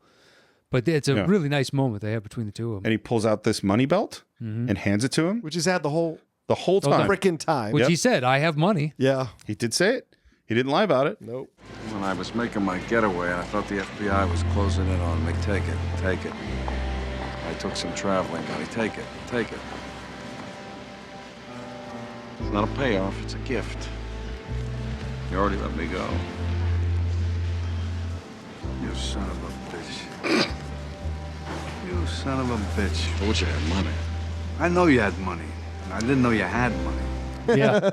And we see this filled with $1,000 bills, which, by the way, are hard to get. Karen was working on a movie once, and she had to get a bunch of $1,000 bills, and you have to. There are not a lot of them around, and you have to get pay insurance on them. And wow, yeah, because we stopped making them a long time ago. Yeah, they're hard to get. Who's on the $1,000 bill? Don't know. I don't know. Steve, what the fuck, man? Who would you guess is on the $1,000 bill? Andrew Jackson? No, he's on the 20. He's on the 20. I used to know this. Damn it! It's got to be something weird, like like FDR or something. Millard Fillmore? Sure. Why not? Taft? I want to find out. Who's on the $1,000 bill? Because we stopped making that. I would assume maybe right around this time, if not a little bit before this, because hundreds are easier to track. And I think that's part of the reason we shifted over to hundreds. Yeah, I don't know who it's on. Plus, I don't know how much use there is for $1,000 bills, especially in the digital world. It seems like a silly thing to carry around. Yeah, well, we're still making the penny, And that's definitely silly. Well, it would cost us what, like 1.5 cents to make a penny, so we lose money. Waste so much. Grover Cleveland. It's Grover Cleveland. Grover Cleveland on the 1,000. Wow. Okay. Of all people, Grover fucking Cleveland. I want to say he was a pro-business president, so not surprising. It's the only president to be elected non-sequentially. Oh, is he the one? I knew there was one. Yeah, he was elected and then took 4 years off and then elected again. Yep. So weird. William McKinley's on the $500 bill. And there was a $10,000 bill, too. There was? James Madison is on the $5,000. And you're right. Salmon P. Chase. Salmon is on P. the Chase. $10,000. Wow. Not even a president. Was the namesake of... He had to be the FDR. Oh, he's Chase Bank. Yeah, probably. He's Secretary of the Treasury under Lincoln. Yes, he is. Oh, He's in Team of Rivals, which is a great book. Oh, yeah. Doris Kearns Goodwin, yes. Okay. Wow. So we did some vamping to give John time to find it, and now we got some. Look, this has been your currency show. Yeah. The $100,000 bill is the one that had Woodrow Wilson. Oh. 100,000. I mean, why? Why? Why? Who are you trying to show off to? Yeah, well, there's not huge cartels. And how big is like a kidnapping going to get outside of the Lindbergh baby? That you're going to need a $100,000 bill. Gentlemen, we've almost reached the end. Oh, sorry. Yes, all right. We got it. We're really. Have you never been on the top 10 shows? How often does this come up, man? You had information on it, so this is partly your But fault. I feel like we're almost at the end of a midnight run. Like we've just made it. Like we're right at L.A. Well, Dude, it's hard to take it. The dealer gets us hooked on the drugs and then gets upset when we want more of the drugs. It's a little fair. pious. That's a good analogy. It's a little pious, isn't it? It works beautifully anyway. In their last moment, they say, See you in the next life. See you in the next life. and Jack turns and looks at the door, turns around, and he pulled a Batman. Mm-hmm. Yeah. The Duke is gone. He goes outside the airport, asks what time it is, finds out that he had 25 minutes and he would have made it. Yeah. Now all he's got to do is get a cab. Got change for $1,000. What are you, a comedian? Get out of here, you bum. Looks like I'm walking. And the music comes up. He walks away. And we've reached the end of Midnight Run. So I don't have a lot about the reception. It did really well. Yeah. It was a very well-loved comedy. It did great in home video. It wasn't nominated for things. Not. Yeah. So, normally there's like lots of talk of what happened next, but that's pretty much it. Yeah, I mean, a comedy in that era now it might, it got nominated at the Golden Globes. Like it was one of the better comedies of the year kind of thing. And actually the Globes really just want famous people to show up. But it's, at that time, it's like, it was a comedy and we're moving on. Yeah.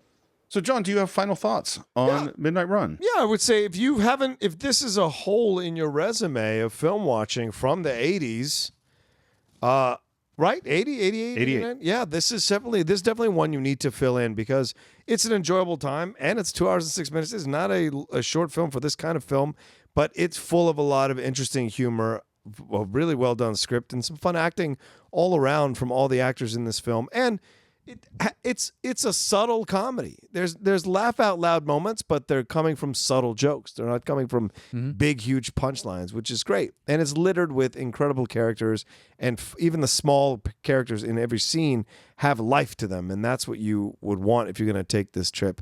And I think it's a very enjoyable film, and we should totally go back and watch it. What do you think, Matt? I don't know what I have to add to that. That was pretty succinct.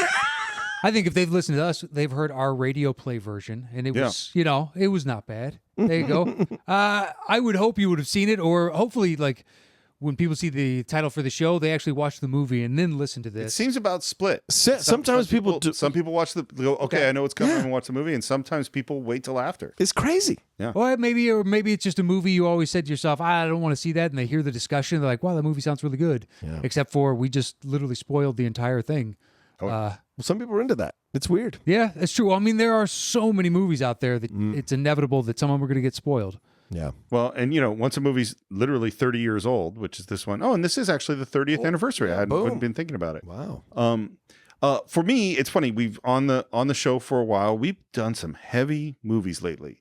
Like the last time we saw Robert De Niro was in Taxi Driver on the Cine-Files. Right. And we spent a lot of time talking about deep stuff and why is this film important and what does it say about philosophy and politics and living in the modern world and all of these things. And I was thinking about this movie, and I don't think this has anything particular to say. I don't think this is important. I don't think this is deep. I think this movie is totally fun. Yes. And I think in all of the deep conversations that we've had sometimes, it's possible that sometimes we lose track of the fact that movies are about entertainment. And the reason you go to see a movie above anything else is to be entertained. And if you're going to get some deep stuff, that's fine too. But there's something wonderful about watching a movie with people really at the top of their game.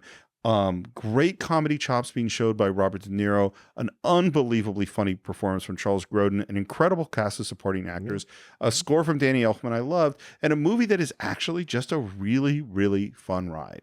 So that's what we think of Midnight Run. Of course, we always want to hear what you think. You can reach us on our Facebook page. Just do a search for the Cine-Files. You can subscribe to us on iTunes and YouTube and a whole bunch of other places. If you're on iTunes, leave us a review. If you're on YouTube, hey, leave us a comment. We love to hear it. If you want to support us, you can visit our Patreon page, patreon.com/the Cine-Files, where you can pick one of the movies that we review. And as always, you can reach me on Twitter at SR Morris. John, where can they reach you? Oh, you guys can always reach me at The Roca Says on Twitter and on Instagram and see all the stuff I'm doing there. And Matt, are you reachable on these interwebs? Sure, it's at Matt Nost, MattekNost. And if you haven't listened to the Top 10 show ever, and maybe listening to Matt and I do a little repartee here, maybe that inspired you to go find us. You can find us on the Schmoes Know Network, the Top 10 show, and just go and subscribe to that feed, and then you'll get our show every Tuesday, every Monday. Every Tuesday at midnight. Every Tuesday Pacific Standard Time. Yeah. It is a fabulous show. I subscribe to it, and I am also on a patron on Patreon. Yes, you are. You're at the $5 level for shout out. Thank you for that every month. You're very, very welcome. You got your shout out today. How did it feel? I've never been in the room with somebody who's got their shout out. I haven't listened to it yet. Oh my gosh. I heard the last time you shouted out to me, and I liked it very much. I Good. Very, roughly very the same. special. I believe this time. It's about the same. Yeah. Matt, thank you so much for thank you, coming Matt. on the show. Thank you for having me. It's been great having you. It sounds like you guys do heavy shit every week, and this week you're like, let's invite the clown on. No. We'll do a clown movie. That's not true at all. That is literally, I want to see. Not true at all. Where is Mueller getting in the bottom of your emails? I want to see these guys. I want to see the behind the scenes. No, thank you for having me. It's been far too long. We've talked about it amongst the two of us, and having you on our show as well, which will happen eventually. Yeah. I'm not sure when. He can show you the list of whatever. And Yeah, probably very soon, I would imagine. Yeah. What? I'm available. Absolutely. We'll make it happen. We'll have some people call people, and we'll work it out. It'll happen over the next 2 months. I can promise that. Okay. Yeah. It's a little tease right there. Cool. Well, I think that is it for this week, and we will see you next time on the Cine-Files.